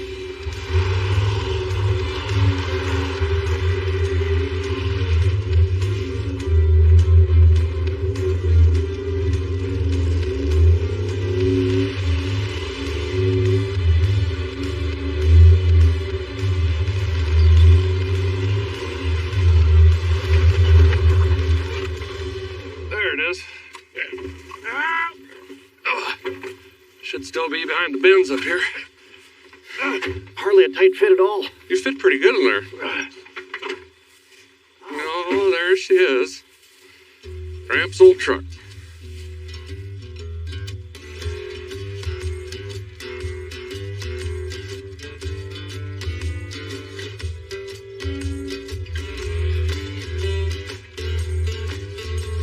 So we're back up on the family farm in North Dakota.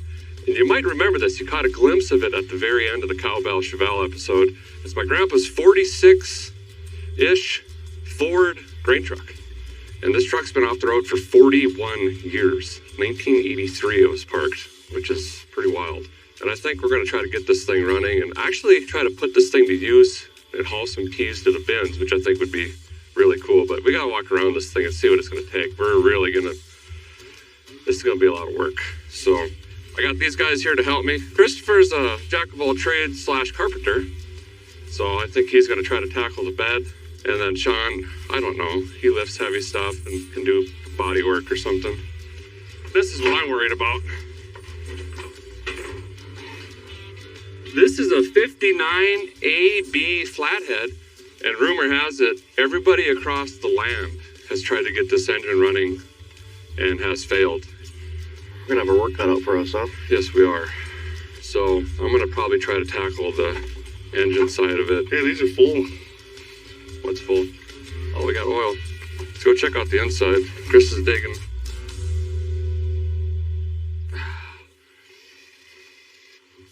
Oh, smells like a bowling alley shoe full of mice house stuff. It's not good. Look at all the stuff we got though. Rubbing compound, turtle wax. I'm assuming this is stuff my grandpa threw in here over the years. He really was just enamored with this truck and never got it running, so I hope we can make that happen.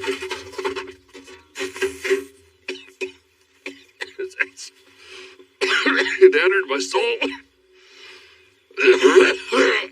It was really bad. And on the column right there is the registration. Right here, North Dakota Ford, 1.5 ton, 1946 truck. And this is from December of 1983, which is wild. It says it's got 32,000 miles, which I'm sure, positive that is original. The only time this truck would ever go anywhere is when you're hauling grain. So this is a lot of work. Let's check out the box. This is going to be a lot of work too, speaking of work. What do you find? So they're carriage bolted, which are going to have to be cut off, and they're nailed. The wood's a little soft. What kind of wood is that? Balsa. Balsamic vinegar. So we want to make this functional. And if you're hauling grains, we don't want to lose 40% of it on the gravel roads getting to the bin. So unfortunately, all of this needs replaced. You're about to see 3 grown men procrastinate to the fullest. Yeah. You know, Thomas is around here somewhere. We should drag this down to a shop. And I think he's going to let us spill oil in his new shop. It actually has a smooth concrete floor. Brand new. And maybe even talk him into helping too, because this is going to be all hands on deck. Should we try to pull it with the Chevelle first? Yep, 100%. Okay, here we go. Coming in hot. Brip, brip. Oh, this is easy. Yeah. Just so you know, this is never going to work. Yeah, you just got to keep hitting it. We're only doing this because it looks cool, I think. No, this is going to work. Oh, you think so? Yeah. Oh, yeah. Yeah, keep going. It's moving. Hold on. Oh, was it scratching the paint? Yeah, here it is. Here, chain snap. Ah! Yeah. Hey. Dude, it's moving. I hit it like that one more time. Ah!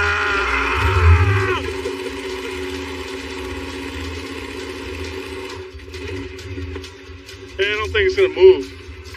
Hitch is bent really bad now. Oh, yeah. Stretched her out. I thought we were going to pull the boat to the lake. Now you... What do we do using now? Well, you need some rain out here. It's dry. Okay, Thomas, do you have something that actually works?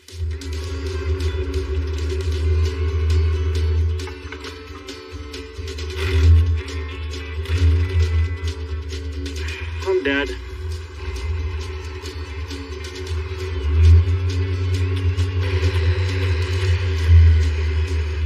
Hey, how are the brakes going?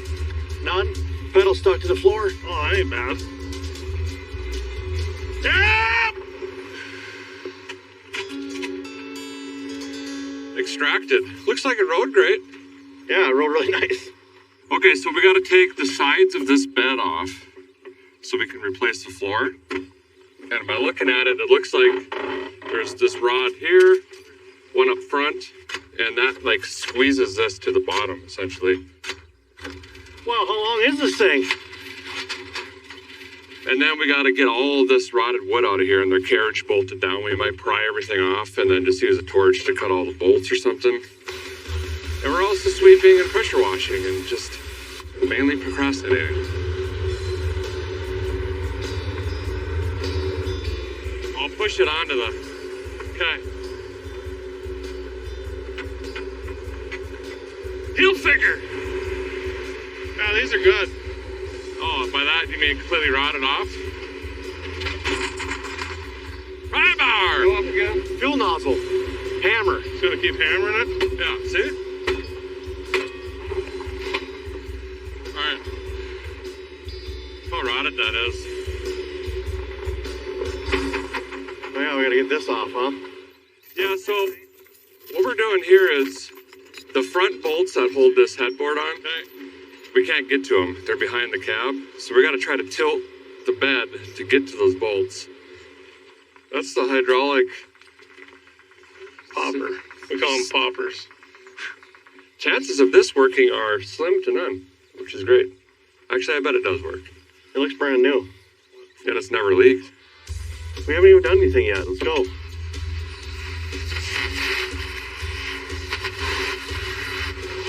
Fire!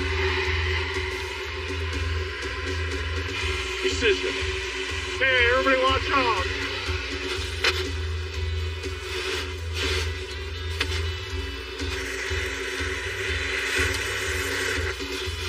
A little much pressure on the oxygen. Oh, I can feel it. I thought we were keeping that. Yeah. Trust the process. It gets worse before it gets better. This time it's really worse, sir. You got it, dude. Yeah! I'm sure Grandpa would be really impressed with the operation so far. Bring her down! Jerry Maguire! Yep!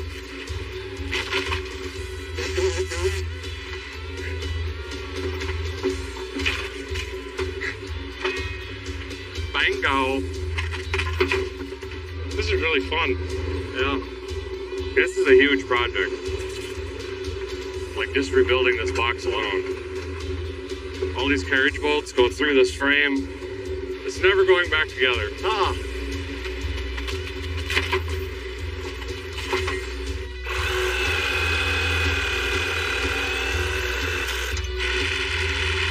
Diablo!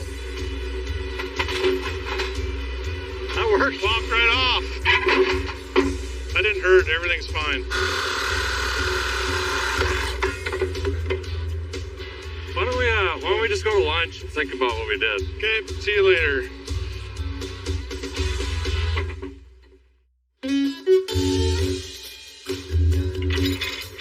All right, we're gonna move the truck down to the shop, and we're gonna try to use the skid steer this time.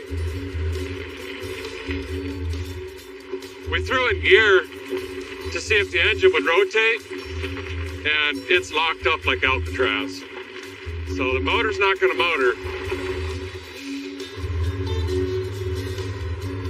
Whoa! Hey, the truck's at the shop. This is Tommy's new shop. We're gonna make a mess of it. So hopefully we can get this thing running and actually drive it out of here under its own power, but we've got a tremendous amount of work to do. First of all, we destroyed a bed without taking any measurements. That was pretty good. What else did we do today? Drove the Chevelle. Aired up tires. Okay. We discovered on the way down here the engine is locked up, which is terrible news. But thankfully, we did bring another flathead with us that we heard run.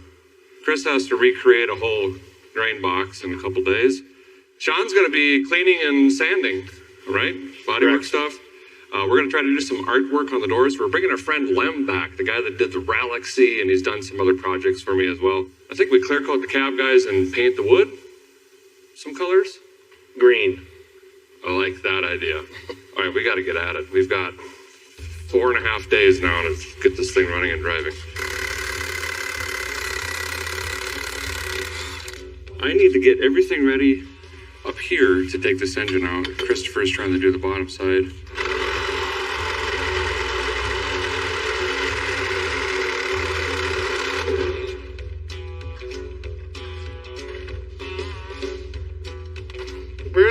space in there, huh?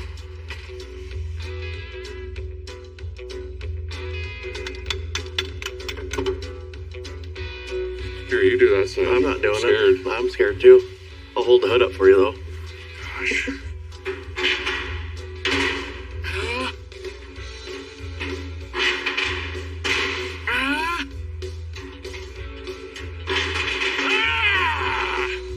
Yeah.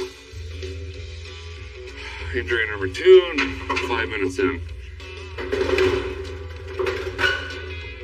Oh, this is light. Way later than I thought.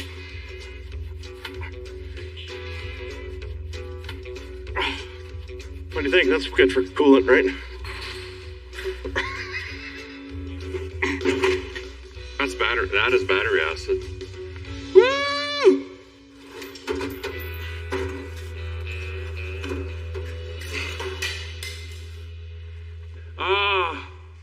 Hey, check this out. It's 41 years, full-on, multiple dwelling unit housing. Not even like apartment. I'm talking like condominiums. I see a pool over here, rec center, tennis courts, everything. Aha! There's the original lug wrench.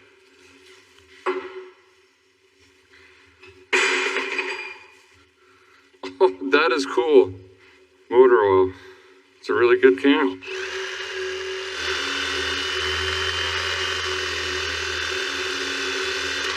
Why is there a sawzall running? He's cutting linkages off, dude. Oh, that's good. We don't need those. Okay, pull it out. Start lifting.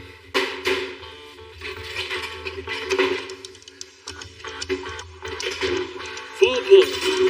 Get out of the way! That's not working. That's Something's not. hung up, huh? It's hitting right here. We're gonna lose Tommy Shop if we don't get this out of here. Now you can go forward. A little bit more up. There you go. Diaphragm! Diaphragm! What? That means the PTO is still hooked up. Yeah. Told you.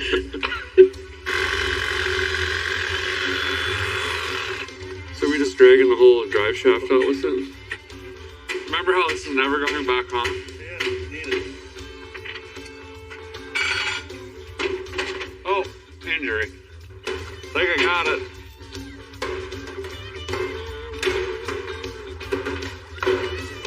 Well, a day of destruction was actually progress for us.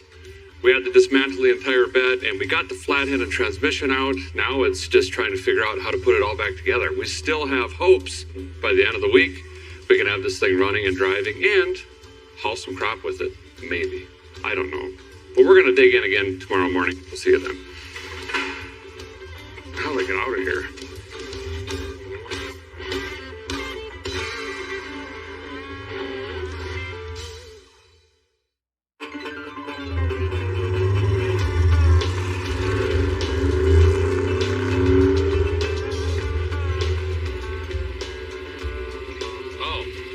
Guy's gonna run into town, get some parts from O'Reilly, and I left Chris and Sean to their own vices.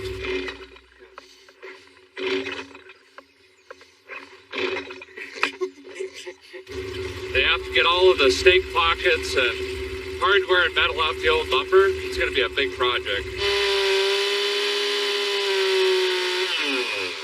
Nope.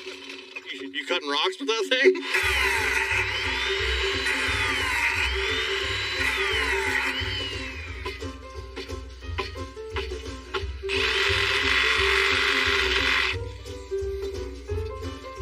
Looks great. That'll work. Hey, remember any of those measurements that we spent 8 hours taking there? Nope. So while they're doing that, I'm going to pick up some much needed necessities. And then we'll meet up again this afternoon and keep thrashing on the old truck. It's going to be a challenge, but it's going to be worth it. Grandpa would be proud.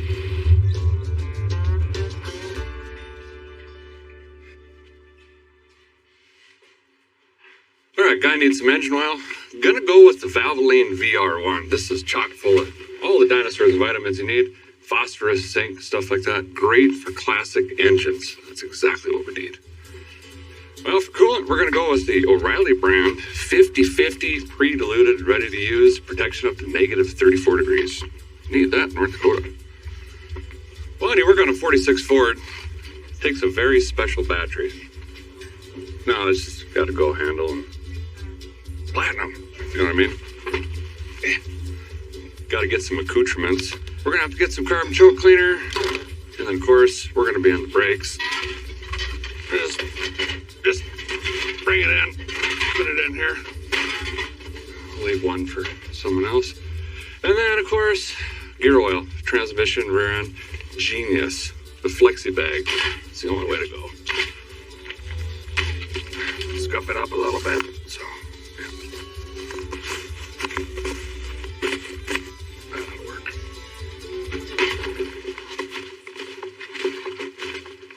All right, let's get started. Did you only need 2 of the O'Reilly antifreeze, or did you need more? I think we'll take a box plus the 2, please. Okay. Because I'll spill 5 gallons on the ground, and then sock mop it, and then put the rest in. Not a problem. Allegedly. Did you know you can earn 1 point for every dollar spent? And you reach 150 points, and you get a $5 reward, which is automatically issued to your cell phone?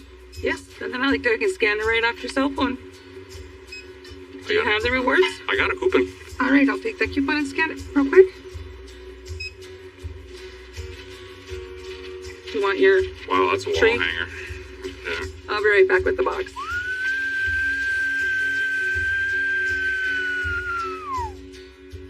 Thank you. Do you have room for all that? Oh, yeah. She's a Mordor. Got lots of room. Yeah, I see that. Yeah.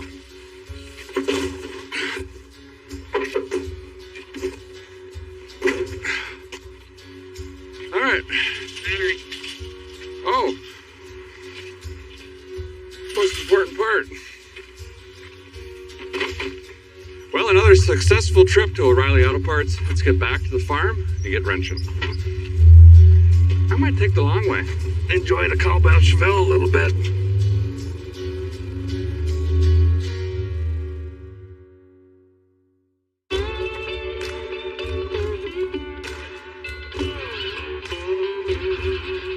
Well, the guy has got a transmission is successfully bolted to the flathead. We got new water pumps on it. We're ready to try to drop this thing back into the truck. And then the real fun starts. Connecting everything that was allegedly cut out with sawzalls and everything else. Do you want to do ground control? I'll do Major Tom. All right. All right, Major Tom. Okay. You hear me? Yep, ground control. Hold on, stop.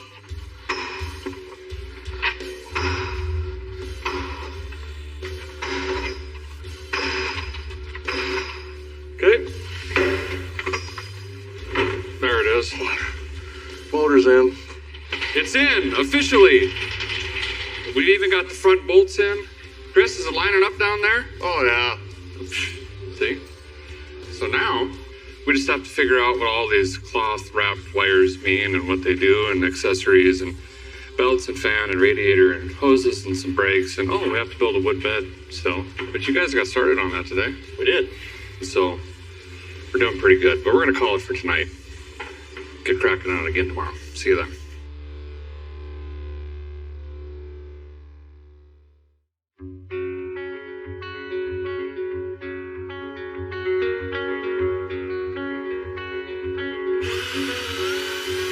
Is this the first woodwork on Roadworthy?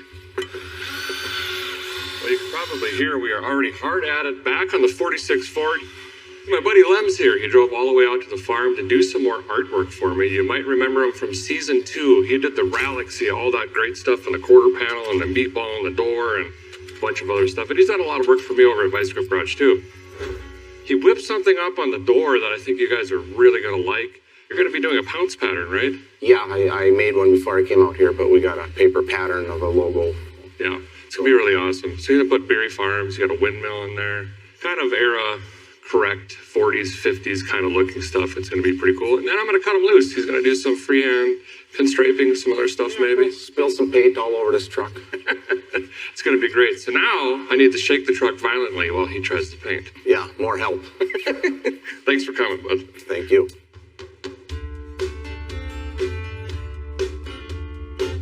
I use one-shot enamel. It's designed for lettering and pinstriping.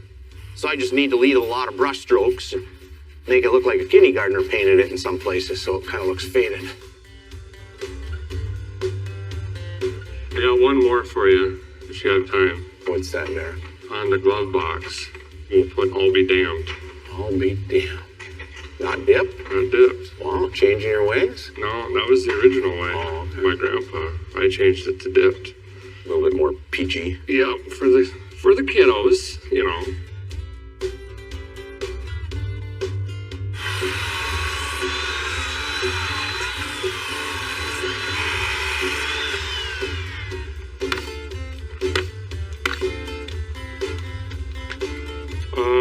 Both my brothers are losing their mind right now. Oh, they're trying to make something re-crooked that was built 80 years ago. And this thing called the tape measure is really confusing them. But they're getting there. They're getting it done.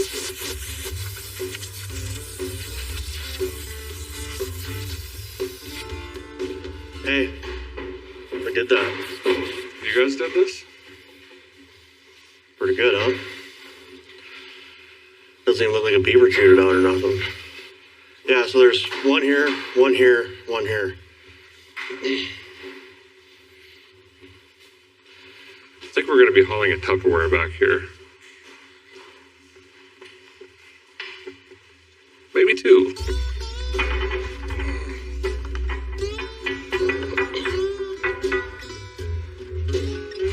It's really got the patina in it now.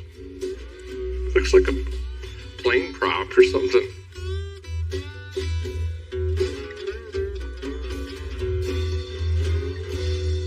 Okay, so the 6-volt coil we have determined is bad on this rig here. I am not getting any spark, which we need. That's part of the process for engines. Spark, fuel, compression, well, and proper valve timing. I have a 12-volt coil that came in this kit, but it's not really for that system. It's more for like a Petronix one-wire system, which is not going to fit on this particular engine. So now I'm going to try to cobble together a 18-volt coil, essentially, by running it in series with the old one. This is going to basically damage that. It's going to make a weak enough spark to maybe fire this engine so we can tootle it around. Just trying to make something work. You know what I mean? When life gives you lemonades, trade it for whiskey. This looks like a really bad science experiment. Yep. Okay. Operation Shop Burn. Yep. That is spark. Also just pop my lower back. It should start with a key. This is kind of cool, actually. Look at this. Now that works. Look at this. Yeah, that's heat.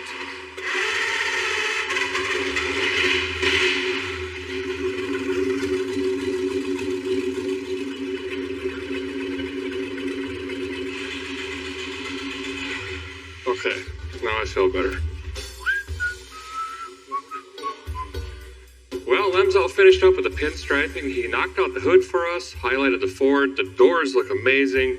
Cab, and even talked him into touching up the box sides there, the stake posts, a little bit of color. Looks really great. Well, we are past supper time at this point, but if we're gonna drive this in a field with some peas in the back, we've got a lot of work to do in just a couple days. Sean and Chris are out of the truck, handling the drive shaft, the PTO, some bracketry, doodads. We're working on the bed. I'm working on a fan relay, fan temperature switch, the electric fan, the dash stuff. We're just gonna work into the night late. Hopefully tomorrow we'll be down to brakes and the floor. Okay.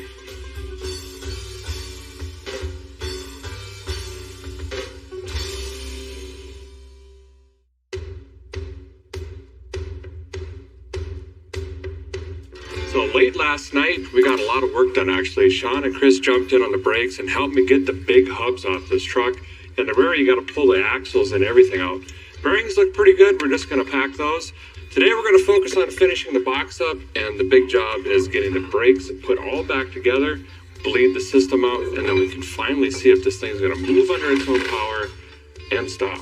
Pretty exciting, actually. Okay, hold on.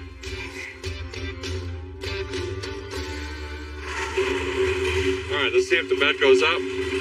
Better with fluid in it.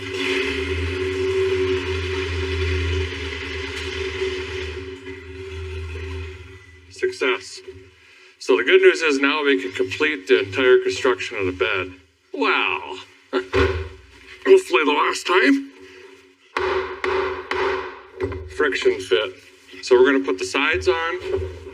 Bam! Then we're gonna slide the front end, run the support rod through it, sandwich it together. Oh, like that. Then we have to lift the bed, leg bolt the stakes into the front beam. Then we can fit the rear end, which has the opening gate, and then bam, this thing is ready. I feel like we're breathing in half the virus. So I have about 24 hours to live, so we gotta hurry up.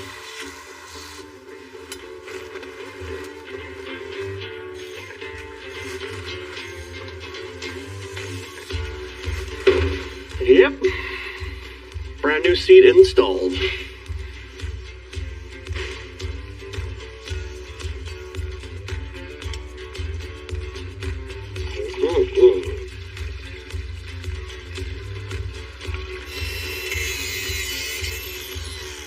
Hey, we should probably get a chunk of barbed wire to hold the exhaust up, right?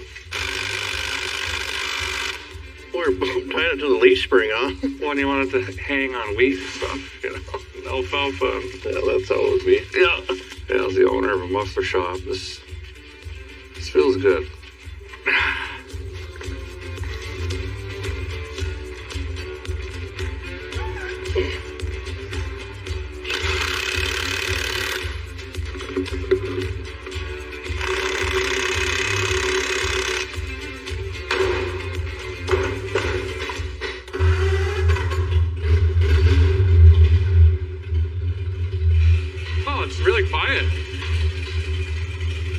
That's it for this shop. We're going to try to drive it under its own power for the first time in 41 years, get it up to the old shop where we worked on the cowbell Chevelle, and we're going to scrub this thing down and clear coat it, seal in all this patina and protect all of this awesome artwork on the truck, and that is going to be it. We'll let it dry tonight. Tomorrow is the big reveal.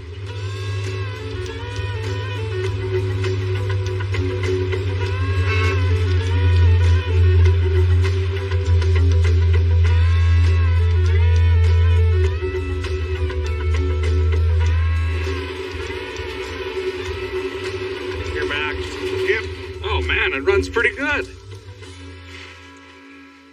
Pretty safe.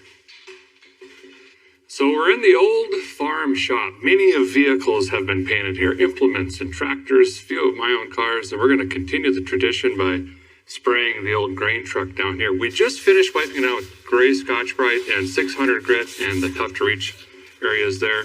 Now we're ready to spray on some clear coat, and we're going to be using the 1776 Gloss Clear from Vice Grip Garage. It's a premium automotive grade clear coat that gives it that super wet look, and it's going to seal in this artwork and all the patina and everything. Really easy to spray and mix. Throw in some activator, which had a pretty bumpy ride here. Throw it in the gun and spray it on. So we did add some hardener into the artwork here, but I still got to be a little bit careful with it. This is very, very fresh.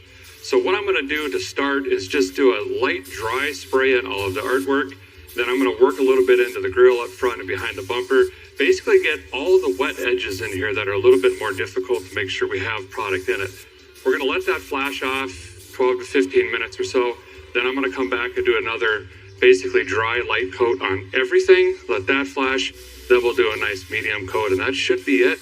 And we'll let this thing literally bake in here. It is hot and dirty and full of birds. Perfect for clear coat. Fumes aren't so bad in here. Must be enough leaks in the roof. Shooting holes in it with BB gun.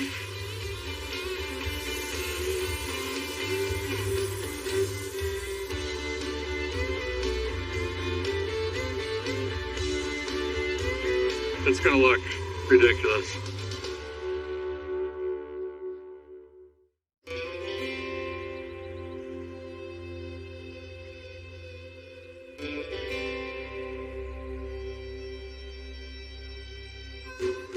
Well, my grandpa's 46 Ford had been sitting for 41 years and most recently sat up behind the grain bins for decades. He had always wanted to get this thing running and driving, and we accomplished that after a 4-day mad thrash on this thing. The original flathead was locked up. We wanted to try to get that running, but we quickly figured out that wasn't going to happen. So we swapped in an earlier model flathead, had to figure out accessories and everything else with that. While doing that, went ahead and upgraded it to a 12-volt system as well instead of the old 6-volt system. Starts much faster, charges better, more reliability. Custom dual exhaust with a little tribute to my grandfather with some barbed wire hanging that up. Someday we will eventually fix that, not now. We went ahead and changed the headlights, some of the bulbs. So now we actually have working lights on this thing. Chris and Sean worked really hard on the box here. Pretty much a total rebuild. We did retain some of the authentic original wood on this thing, but they put new floor, beams, front, rear, some of the stake pocket things as well, and painted it up. It looks fantastic. The tires and wheels, well, we had to get new rubber on this. They were all flat, rotted, old. We finally found a guy that was willing to deal with the Widowmakers, rattle canned up the wheels. They look fantastic. Paint-wise, our buddy Lem came out and did some awesome, really cool, era-specific kind of artwork on the thing, and I think it really looks incredible. And then we topped all of that off with the Vice Grip Garage 1776 gloss clear. Really made all of this just pop, and it's going to seal all of this for years to come. We hope to use this in parades and family events and actually on the farm. And speaking of which, we are actually going to road this truck right now down the gravel roads in North Dakota to a farm ran by family friends. They're harvesting wheat, and we are going to fill this box with wheat and get a payday. So let's jump in this thing, fire it up, hit the road, and see how it does hauling wheat after sitting for 41 years.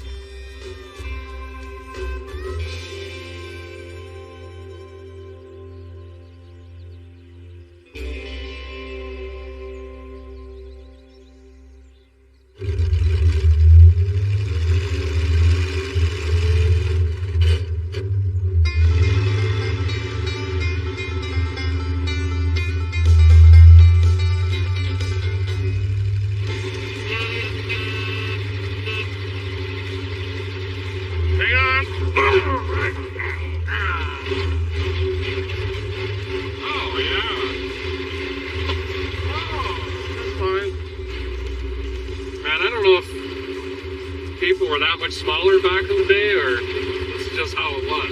It feels like we're like a Cessna or something, like the legs are in a cockpit.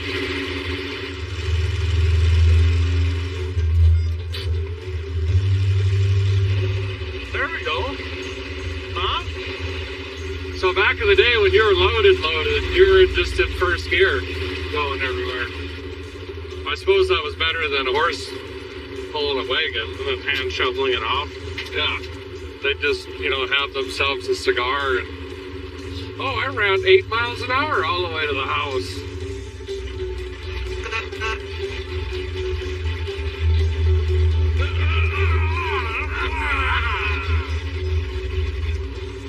Wheels are balanced pretty good. I really balanced them out.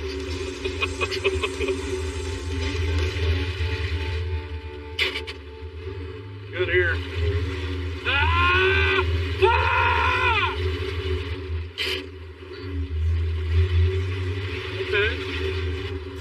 Old Bieri leg with the Bieri truck.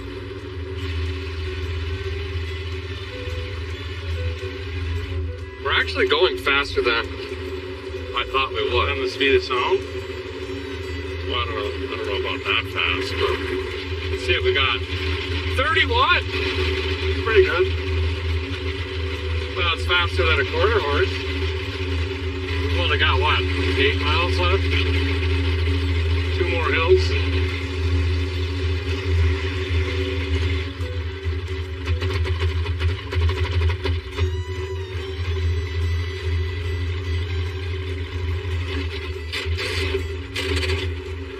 Maybe the carb's plugged on. Definitely getting worse. Oh, it's coming around. Oh, yeah! There we go. It's coming on. There, it's clearing itself up. Not that giant hill. Yeah, a little more than 2 hills. Well, I think that was it. Did we bring lawn chairs?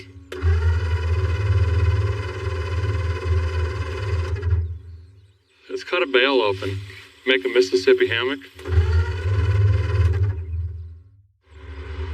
Well, a guy and a guy were coming over the hill over there. Fourth gear, just rocking about 6 miles an hour. And some weird noises. Some banging and clanking. Leaned forward towards the dash. Yep. They quit. It didn't sound good. We're going to check, make sure the fuel pump is pumping. And then I think I'm going to try to take this carburetor off, burn my arm severely on the upper rad hoses or muffler pipes. Fuel pump bad. Fuel. motor hot. Motor hot. Already motor immediately hot. blistered. Oh. Carb's clean. Carb is clean. No, it's not. Open your pallet up. It's like mining. Oh, you want me to shake a little bit to get the chunk out? See that stuff right there? Look at that. There's like part of an oak tree, some almonds.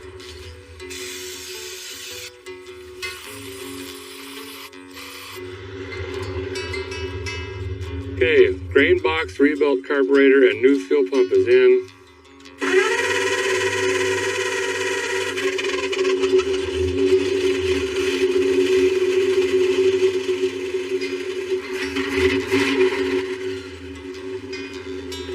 Doesn't run any better, huh? No. You ready to go? Yeah, let's go. Okay. Roll out! Come on! We're late. We got a whole grain. We're gonna lose the farm unless we get the $87 in wheat to the elevator.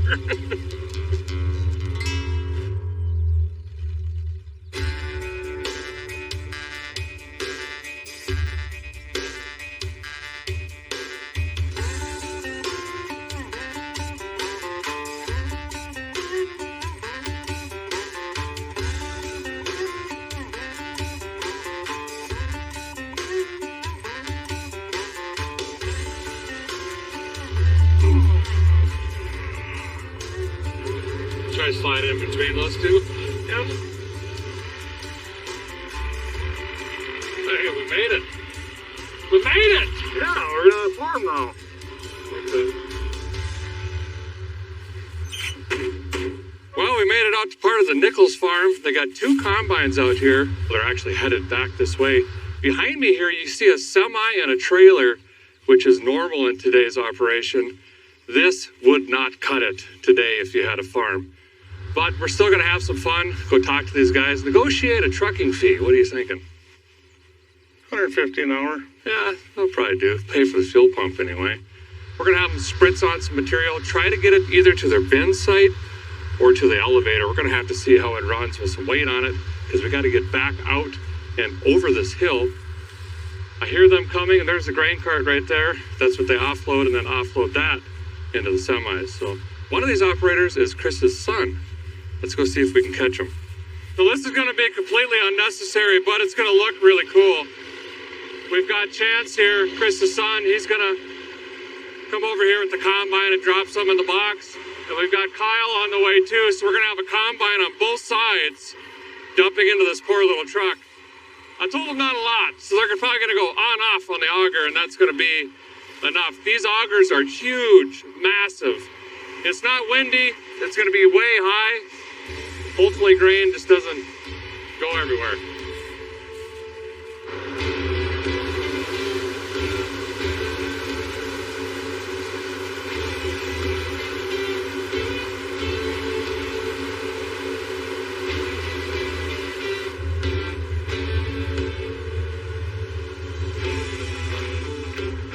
About a half a box. Gonna run into town and drop this off. Might make some money today, actually. Oh, my paint. Look at that, it ain't even leaking.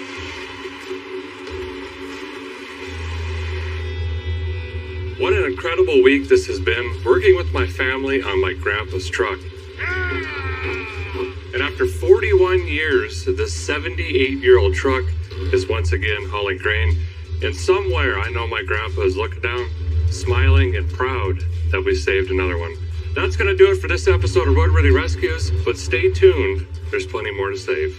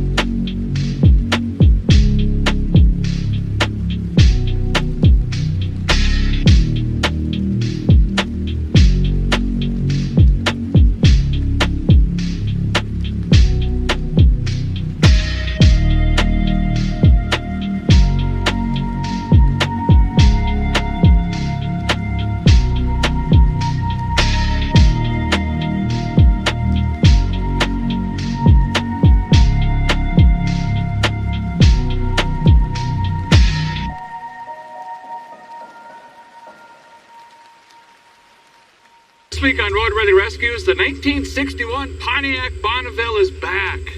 Affectionately nicknamed the Barneville, this car's got a really cool story, but unfortunately it ended up being a parts car.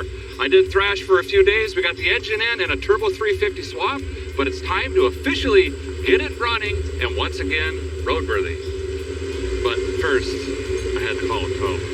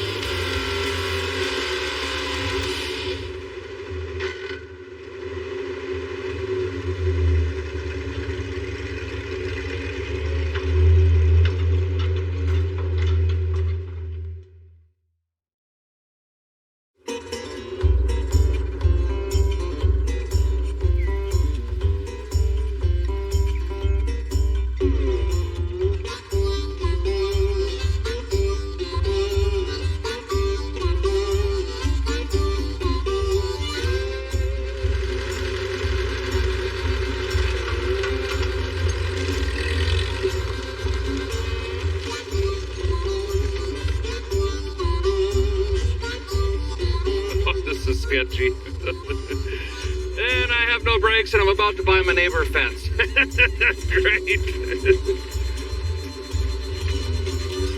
Woo! Oh, barely missed it.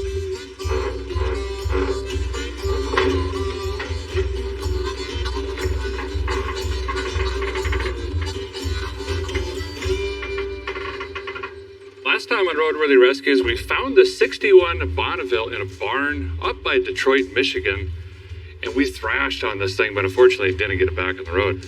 The engine was just kind of topsy-turvy laying in there. It wasn't even connected to anything. The transmission was junk. Now it's actually bolted in with a turbo 350, but we ran out of time. That's as far as we got. Now it's back, and I'm bound and determined to get this thing running. And I think that's where I'm going to start. We've got a big list on the windshield here, and each one of those is a big project, but we've got to get this engine running, making some noise. We've got electrical to do, fuel, carburation, exhaust, linkages, that cooling system. I mean, there's a big, big list. So let's get this hood off and dig in. You're going to have to move, Daryl. I got to get the hood off. Come on. Yeah. Why are you so fat?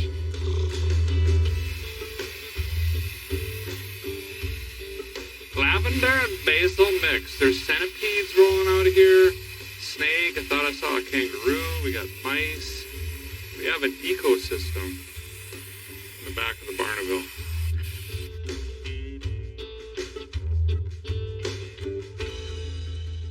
So this is where we would normally start with the project on the show, is kind of just a bare engine sitting in here. I got to get this hood off to get a little bit more room. We've got to do everything. We've got to wire this. We have to do ignition. We have to do a carburetor and fuel and all that stuff to make it happen. So I'm going to get this hood off and out of the way. We're going to start plumbing up some fuel and ignition. I think that's where I'm going to start. Watch the paint.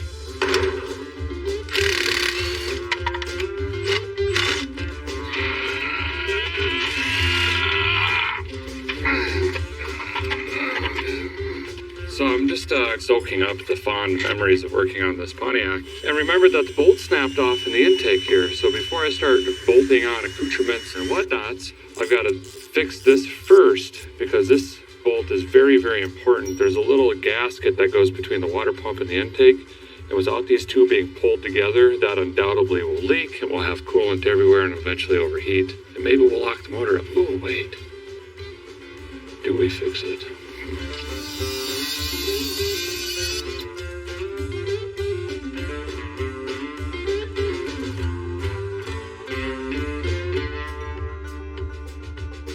Fuel Make It Happen is on. That maybe might work. I'm actually going to swap these valve covers out. We've got some cheap chrome ones because A, we want to add horsepower, and B, we want to get home. That's off. Once I get that in, I'm going to put the cap, rotor, lightning hoses in, start dressing up some of the wiring. And then I got to move on to things like fuel pump. I need to add a oil pressure line to the standoff over there, get an oil filter in this thing. I don't even know if there's oil in it. Probably look at that. And just keep slowly start adding accessories back onto this thing. Looks like a Go Boy mechanic worked on this last, because they marked the #1 post on the old lightning whirler. Oh, that was me.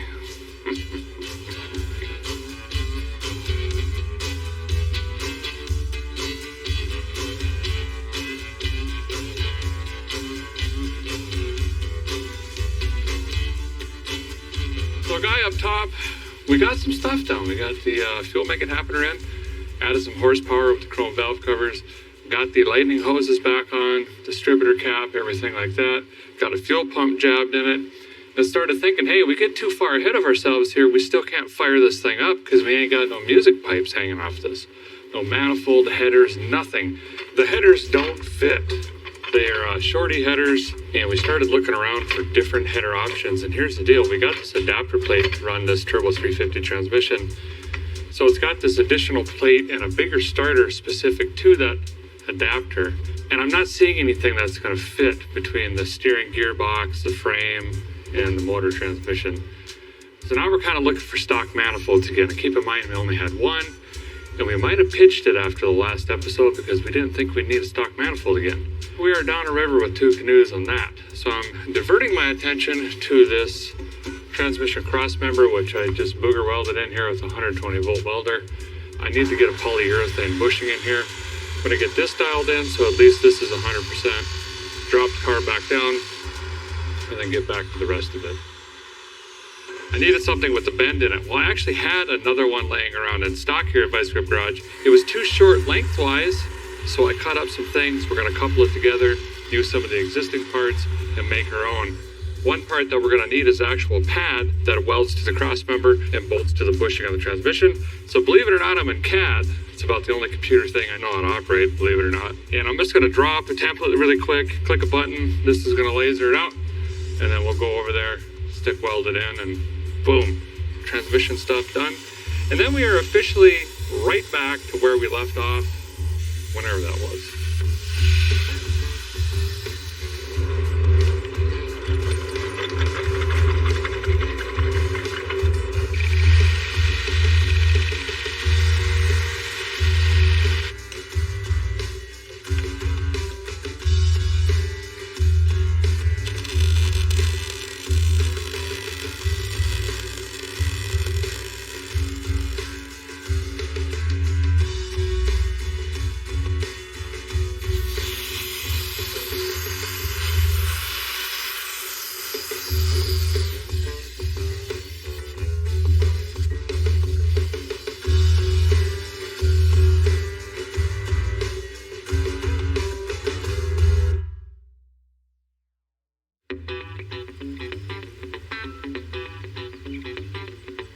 Day 2 back on the Barneville here. We got parts and things to do. I'm gonna leave it up in the air and just start attacking this underside. I'm trying to get this car running and driving after being stored in a barn for at least 10 years, probably way more than that. It was a parts car, but no longer. So now I'm kind of just attacking this fuel tank. This thing's got to come down. I'm sure it's full of rust and rot and varnish and everything else, and the lines are just completely shot. I think we might have a new tank. Hopefully that's similar or the same, hopefully exact. And then we'll have to inspect the solid line that runs all the way to the front. If you remember, the brake lines were completely rotted out of this thing, and the fuel line runs right next to that brake line. So if one's rotted, the other one maybe isn't.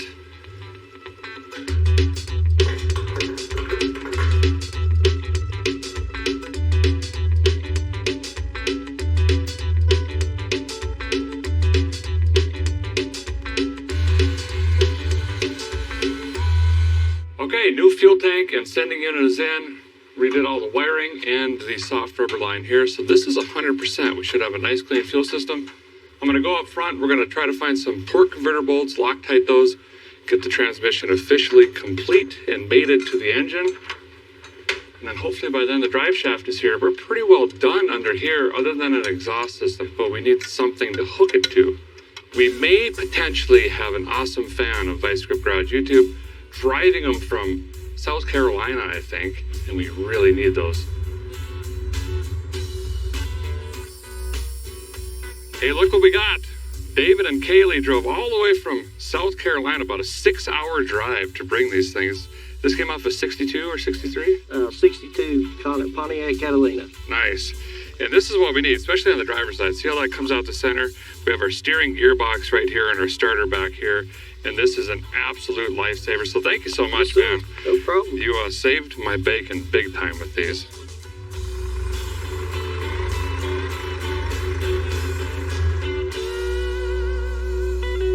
So we're back at the shop. Let me show you really quick why this manifold is so important. If we slide this up here, the exhaust exits right where my arm is, essentially. And we need that because of the position of the starter for our conversion plate thing over here as well. It's going to be really tight, but that kind of sounds like a Chad problem. So I'm going to struggle, get these bolted up and ready so he can walk in and hook some pipes up.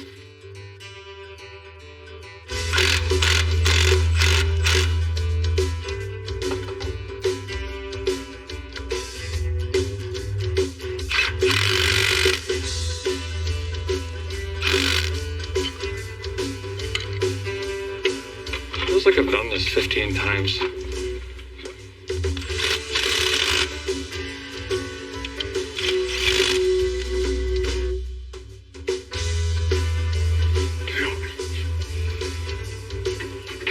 Okay.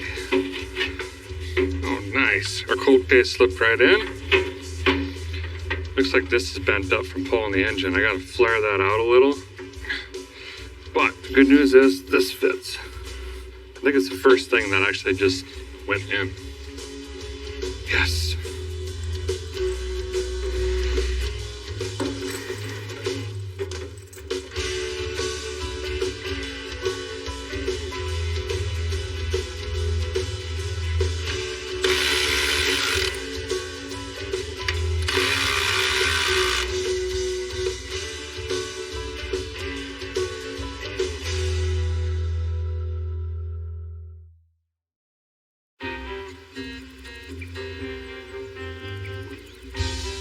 Here's our beautiful drive shaft. Rocket City makes these for me. They do a really good job.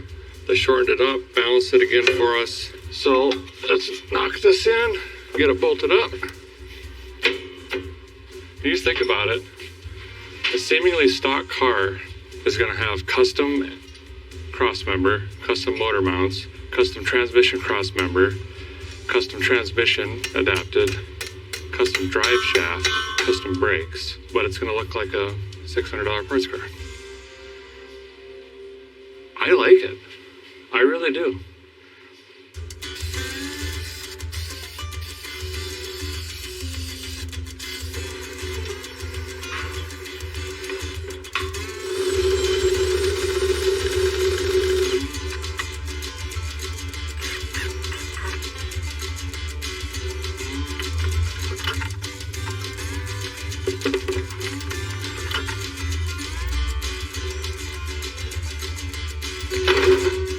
Hoses are in top and bottom, got a battery in here, new negative or sad cable and a positive. They're both red, but I at least wrapped paper on one. Was getting ready to dump some fresh dinosaur juice in this, but there's some left in it. I didn't drain it when we were out, wherever that was, Detroit or whatever. So I'm gonna lift this up in the air, get the old oil out, put a fresh filter in, put some fresh oil in this thing. I already got the temperature gauge in here. We are inching closer, maybe firing this thing up and hearing it run, at least for a few seconds, because it's open manifold.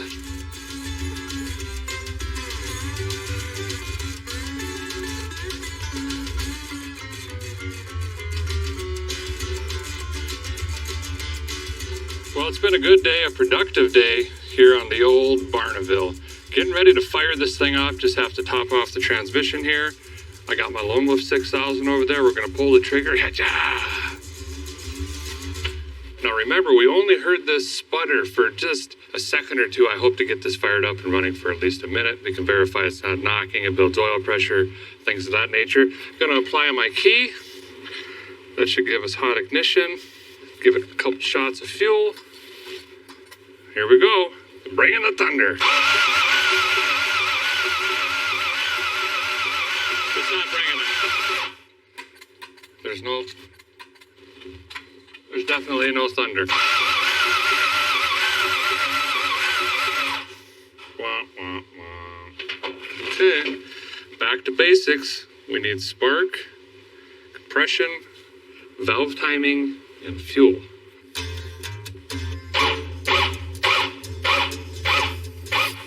There was compression.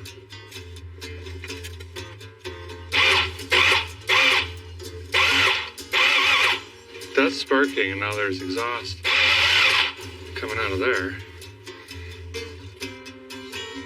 That's way too much fuel, so something should happen.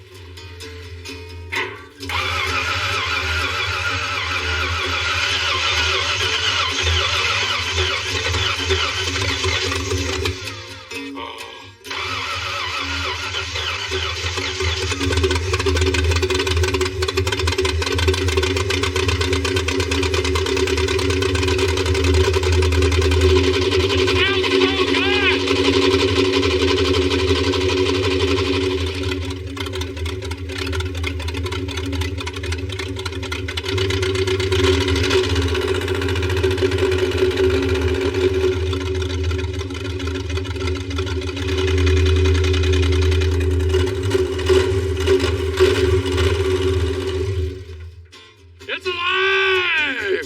Well, 62% of it. That sounds really terrible, and it's running on 4.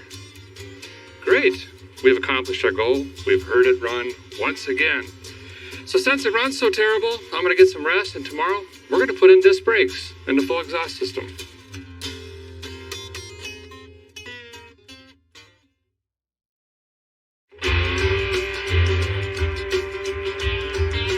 So I'm going to start by getting this in the air, get the tires and wheels off, strip the front end all the way down to just the spindle, and then build it back with bearings, seals, discs, caliper, pads, lines, everything, and do as much as I can to be in the way of Chad, who's going to be putting music pipes in this thing, a nice classic car mellow sound.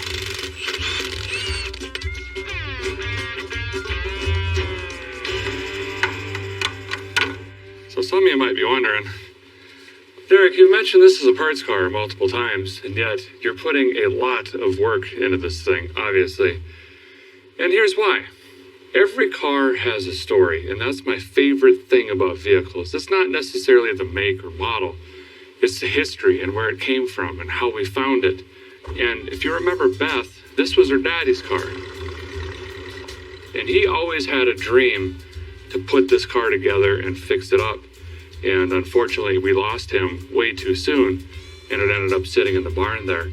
So what I'm trying to do is just fulfill his dream and get this thing put back together, get it on the road, get it running and driving.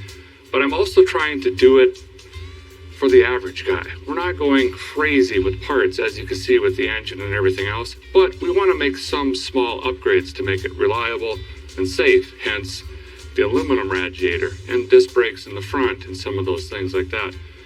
And for me, the payoff, getting this on the road, is worth every single minute of sweat and cuts and bruises and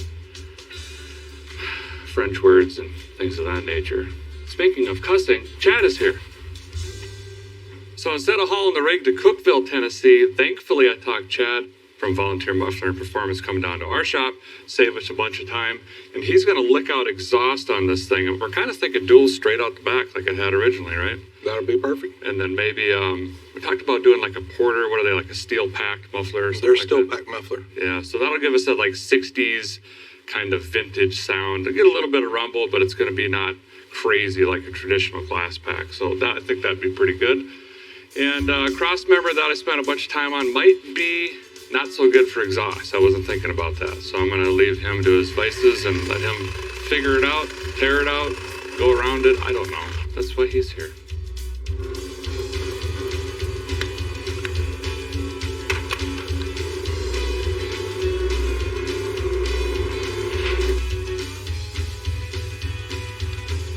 You know, it is not bad. I have seen way worse on high-dollar cars. I've got to get a little too close to the floorboard, or it's got to hang down so low they can plow with it. It did come from a farm, though. That might be helpful.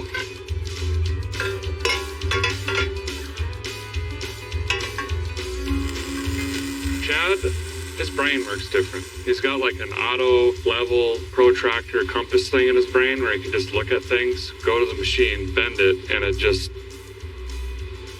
I'd be on my 13th stick with marker and tape measures and angles, and I have ruined a lot of pipe in my life.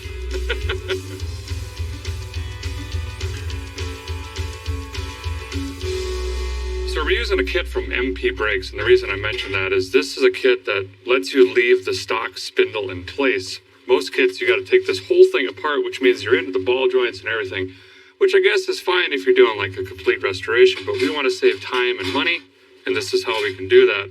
It looks like, I've never used this before, but flipping through the constructions here, we got some brackets we're going to put on here, and that is going to mount our new caliper to this. We'll slide our disc on with new bearings. It has a bearing adapter that's going to go on here after we put it in the oven. And we should have essentially all new, but then the fun part, we got to run lines. Remember all the lines I put in for the drum brake system? Just kidding. We're going to take that out.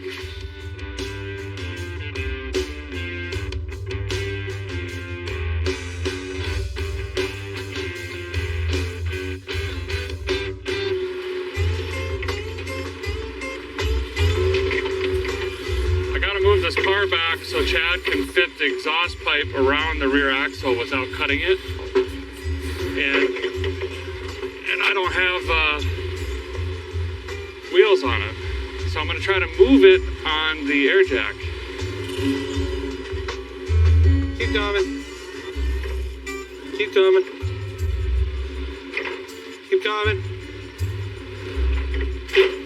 Keep coming. Keep coming.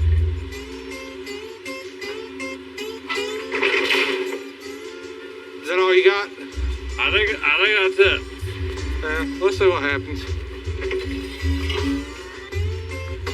Margaritas and Misadventures, Volume 3.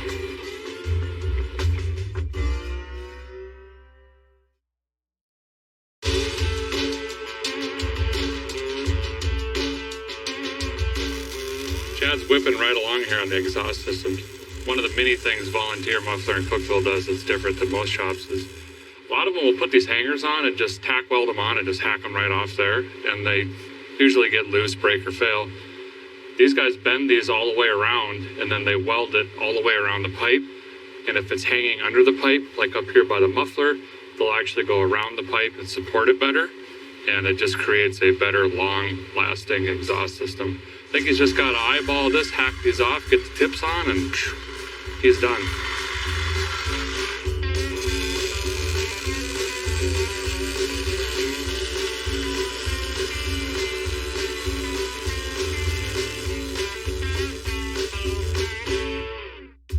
That's it for the exhaust. Now we just have to make it run good later. We're going to move on to finishing up the brakes, and we'll meet in the middle somewhere in the cab, I guess.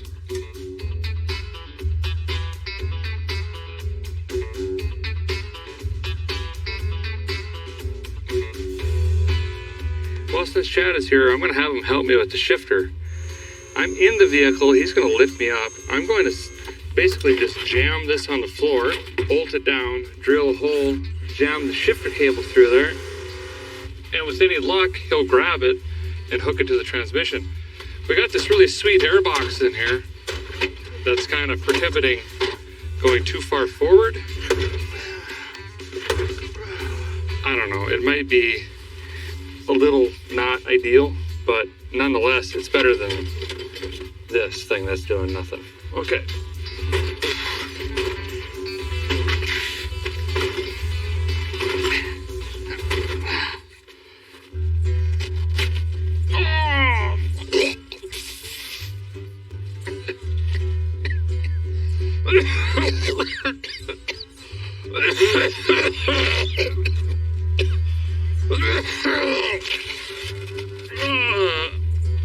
On this episode of Roadworthy Rescues, we make a really nice Bonneville.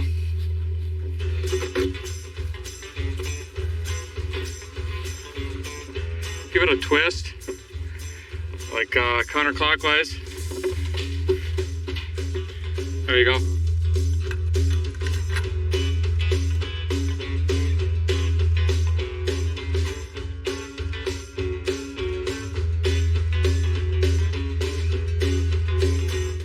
Big thank you to Chad. He had to head back to his day job, but we got the shifter in. I want to move on to the brake booster and master cylinder in here, and then we've got a proportioning valve of sorts that needs to go in as well. Get that done, then we'll come back to brakes. Oh, look at all the water and juice that came out. All right. Oh! Did I go in?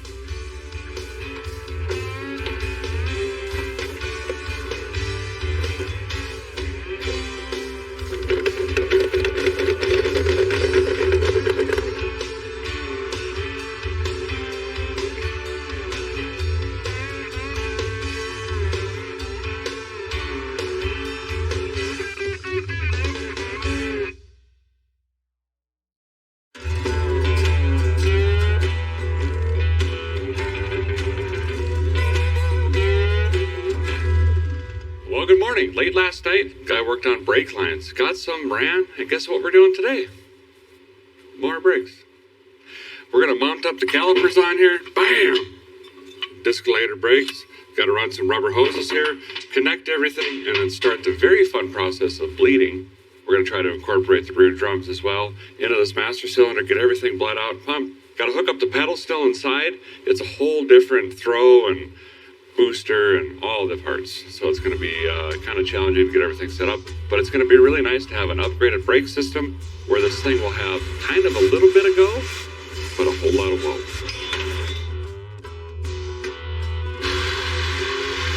The crew has had enough watching me suffer, so they're jumping in and helping. We're in a bit of a time crunch here, which I'll explain later. We're not going to lose the shop, but we're going to lose an opportunity if we don't hurry and get this done. Condenser's got to come out so we can get the electric fan in. We've got belts on here now. Power steering might work. The generator might work, but it's not wired yet. I am bleeding the brakes with homemade tubey doobies. Bench bleeding right in the car, guys. Save a step. And then hook up the lines. I'll have to bleed the calipers, bleed the rear wheel cylinders. We're cleaning up some hoses and stuff we don't need. We removed the old AC unit gently.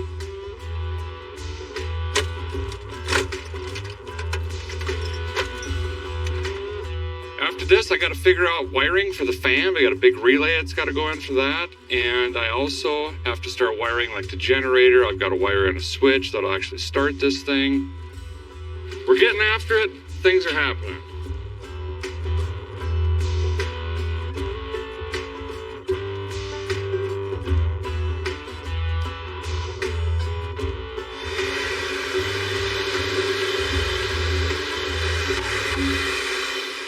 This is a wiring harness out of whatever vehicle this came out of.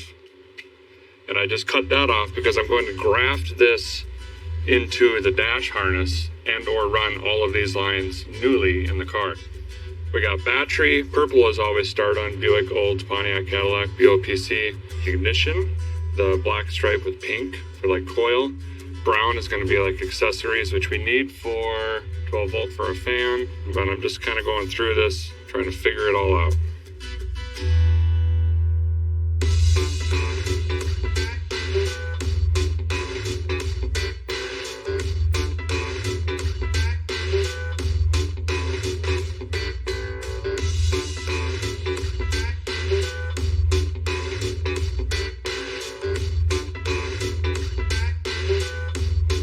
Pedal and cable assembly, gonna have to mock up something there too. It's gonna be completely custom because we don't have all the linkages and levers and doodads anymore. We're working on getting carpet in right now, and it's a great time to get a new pedal assembly in here while the seat is out. The old one, which I'll probably just grab quick, is mounted to the floor. Rocks off the bottom. It's a heel one. And then there was a bunch of linkages that we don't have anymore. So I'm going to mount this to the firewall. And when you press the pedal, it's going to pull a cable, which will pull a fuel making happener, and it'll make engine noises.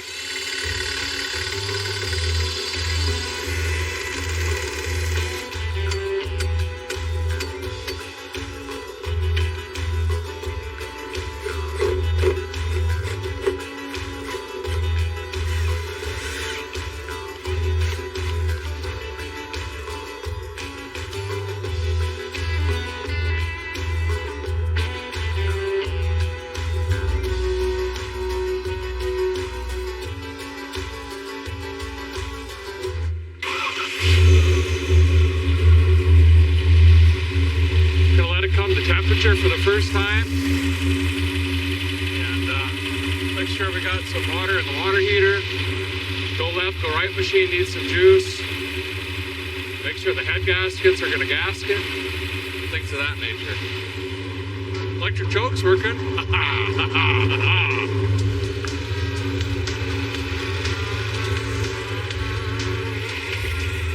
All the smoke coming out of here is all the new paint we got on the engine, the new gaskets. We've got oil and grease from my hands. That should all burn off here relatively soon. Nope, a couple hours. Electric fan should be kicking on, yes, at some point. And then we're ready to hit the road.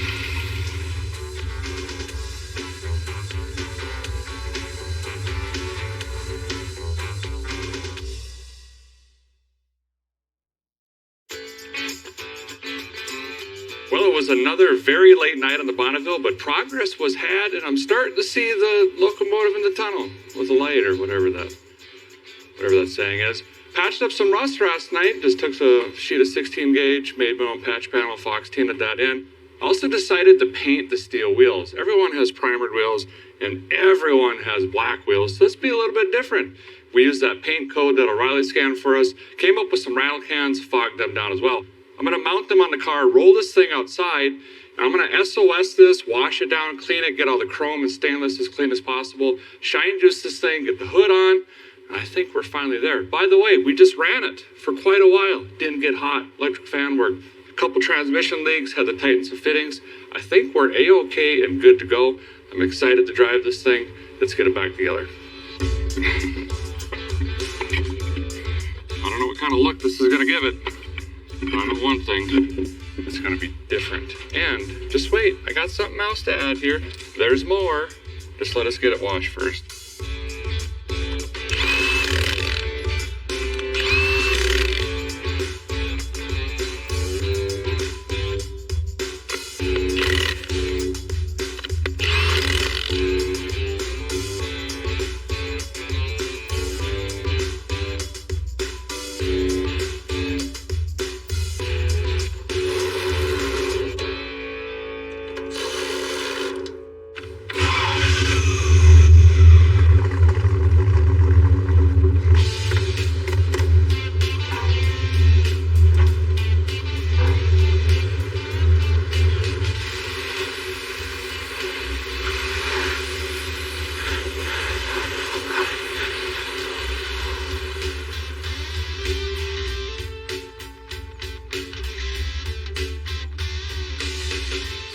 What I assume is the original bumper on the 62. It's a great shape. It doesn't have a lot of dents and stuff like that, but it's stained and really, really dirty. I'm not even sure what this is. It's like sulfur and barn dirt, and I'm not sure.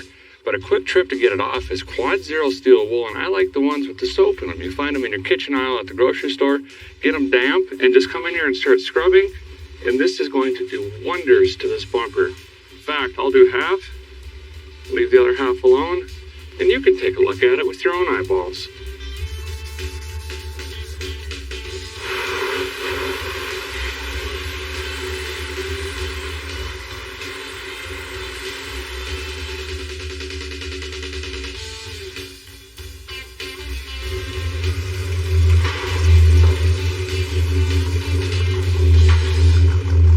To do something with the body of this car. I wish we had more time to do just even primer or something, but we're out of it. We're going to do the next best thing.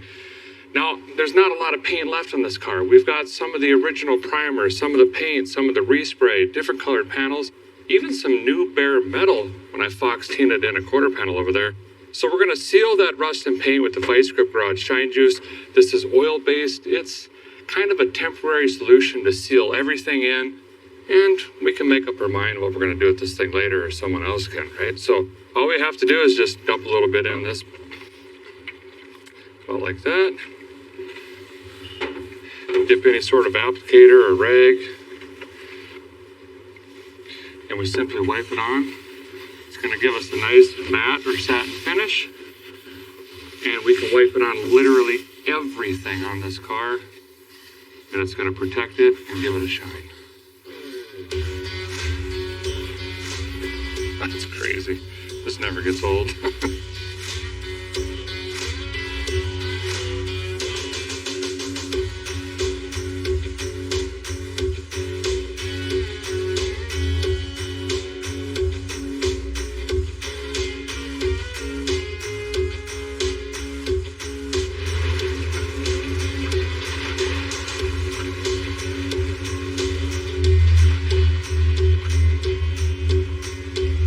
Idea what to do with this car, but the first thing we have to do is go shake this thing down, and there's nothing better than some back roads of Tennessee, some curves, some twisting hills, and all that stuff.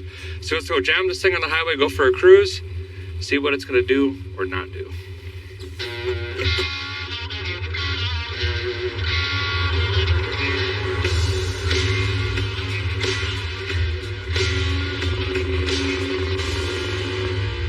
So we've got the Bonneville back on the road for the first time in more than a decade, probably significantly more than that. And this is my favorite part. It's so much work. And really, it's the same car. It's just elbow grease and time. But it's so rewarding to get them back on the road. And I know that's what Don would have wanted, which is Beth's dad. This was his car. He wanted to put this car together and just make it run and drive and have fun with it and ultimately restore it. And unfortunately, didn't have the time to do so. And it rides great. I didn't touch the shocks or anything like that, and just as is. Steers great, rides great. The Turbo 350 was needed. The 61 engine we just reused seems to be doing okay. It's got a little bit of a miss to it, but it just needs some miles. You take a car, you don't have to pour $1 million into the thing. Just get it running and on the road. Who cares what other people think about it or say about it? It's not too far gone. You can restore it a little bit at a time, over time, and that's exactly what Roadworthy Rescues is about. And speaking of which, this has got to go to a new home. I can't keep them all. Someone has got to take the torch and carry it forward and see that this car gets the rest of the love that it deserves. And I've got an idea for that home.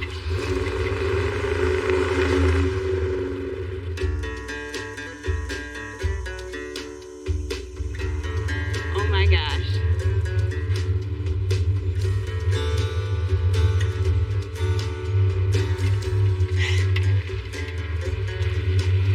Oh my gosh.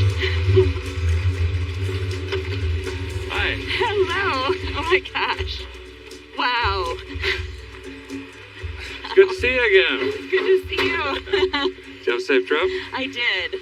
Well, what do you think? Oh my gosh. You even fixed the rust. Yeah, a little bit, yeah. That looks amazing. Absolutely amazing. And it sounds amazing. It actually runs a lot better today, yes. So, Today. boy, this was a lot of work. I wish we could have done more, but we just didn't have the time. I think you did an amazing job in the time that you had. So if you remember Beth, this is actually who we got the car from, and this was her daddy's car. We actually pulled it out of your barn, had been sitting there for a long, long time. Yes. I'm humbled and honored that we got the opportunity to go through the thing and get it running. And it started with the engine your dad put in. It's the same engine, but we updated it to a more modern Turbo 350. So it's a 3-speed automatic, so you don't have to worry about reliability issues or parts or anything like that. Wonderful. Custom drive shaft. The suspension's pretty much all the same, but we did upgrade the brakes. You have disc brakes in this thing now. Very nice. It's safe, it stops. The exterior, obviously, we just cleaned it up. We put some Vice Grip Garage Shine Juice on it to seal it in. New tires, steel wheels. We had the paint match. That's the paint coat out of the trunk. Is it? So all that matched in. Brand new dual exhaust system on the thing, new fuel tank, sending unit. So much we did, actually. You've done a lot of work. Interior, we cleaned it. It's got carpet. Look at that. Oh my gosh. It's got gauges Beautiful. that work. We put the shifter on the floor instead of the column shifter. Okay. This one's a lot of fun. You can either put in drive or you can slam shift it if you want to get a little bit rowdy. Cleaned up the original seats. I love the bowling ball shirt kind of design on these seats, so we just kept all of those. Cleaned up the stainless. And it's worth mentioning, I didn't do all this work. The team really jumped in on this. There was so much. The guys behind the cameras, the sound dude, everyone was in on this thing. Very great team, yes. Yeah. And it's a lot of fun to drive. You want me to pop the hood? Okay. Yeah, let's look at what's under the hood. Okay. So your dad found this engine. It was out of a 61, right? Yeah. 61 Bonneville. Same make, just different year. Wow. So cleaned it up a little bit. We had to find manifolds. They came from South Carolina. A guy actually drove them through the night to get here. Oh my gosh. To put the manifolds on for the exhaust system. Threw some chrome on here. Have a new carburetor on here for you. It's got electric choke. Aluminum radiator to keep it clean. And then we put an electric fan on there as well. But it does the thing now. It does the thing, what it's supposed to do. We didn't really know what we were up against in Michigan. So we kind of ran out of time a little bit. But I didn't know what you were up against either. I did not. Yeah. Okay, Beth, here's the thing. Yes. The reason I do Roadworthy Rescues and Vice Grip Garage is I take cars that some people deem as just junk or trash or a parts car, which this really was a parts car, I'm going to be honest. It was in a pretty frail state, but I like to get them on the road, give them a second lease on life, pass them off to somebody that can grab the torch and do something with it. And with this car, I can't see it going anywhere other than you. So I'm going to give it back to you. Are you really? You my gosh. Oh my gosh. Thank you. Here's the key. It's yours. Thank you so much. You're welcome. Oh my gosh, what a wonderful thing to do. Our pleasure. Jump in. There we go. There. Yes. Oh my gosh. Oh my gosh, she sounds so good. So after all those years looking at it in the barn, cleaned up, running, driving, you want to go for a cruise? Oh, I would love to. You're in Tennessee. We got a cruise, Oh, right? yes, I would love to. All right, slide over. I'll take you on some cool roads. Okay, let's do that. Beth's got the 62 back. Man, it just feels great to give. And this is a perfect example. You just got to get these things running, give them a chance, give them opportunity, and she'll do something cool with us. I will. Keep it updated. All right, here we go. Here we go.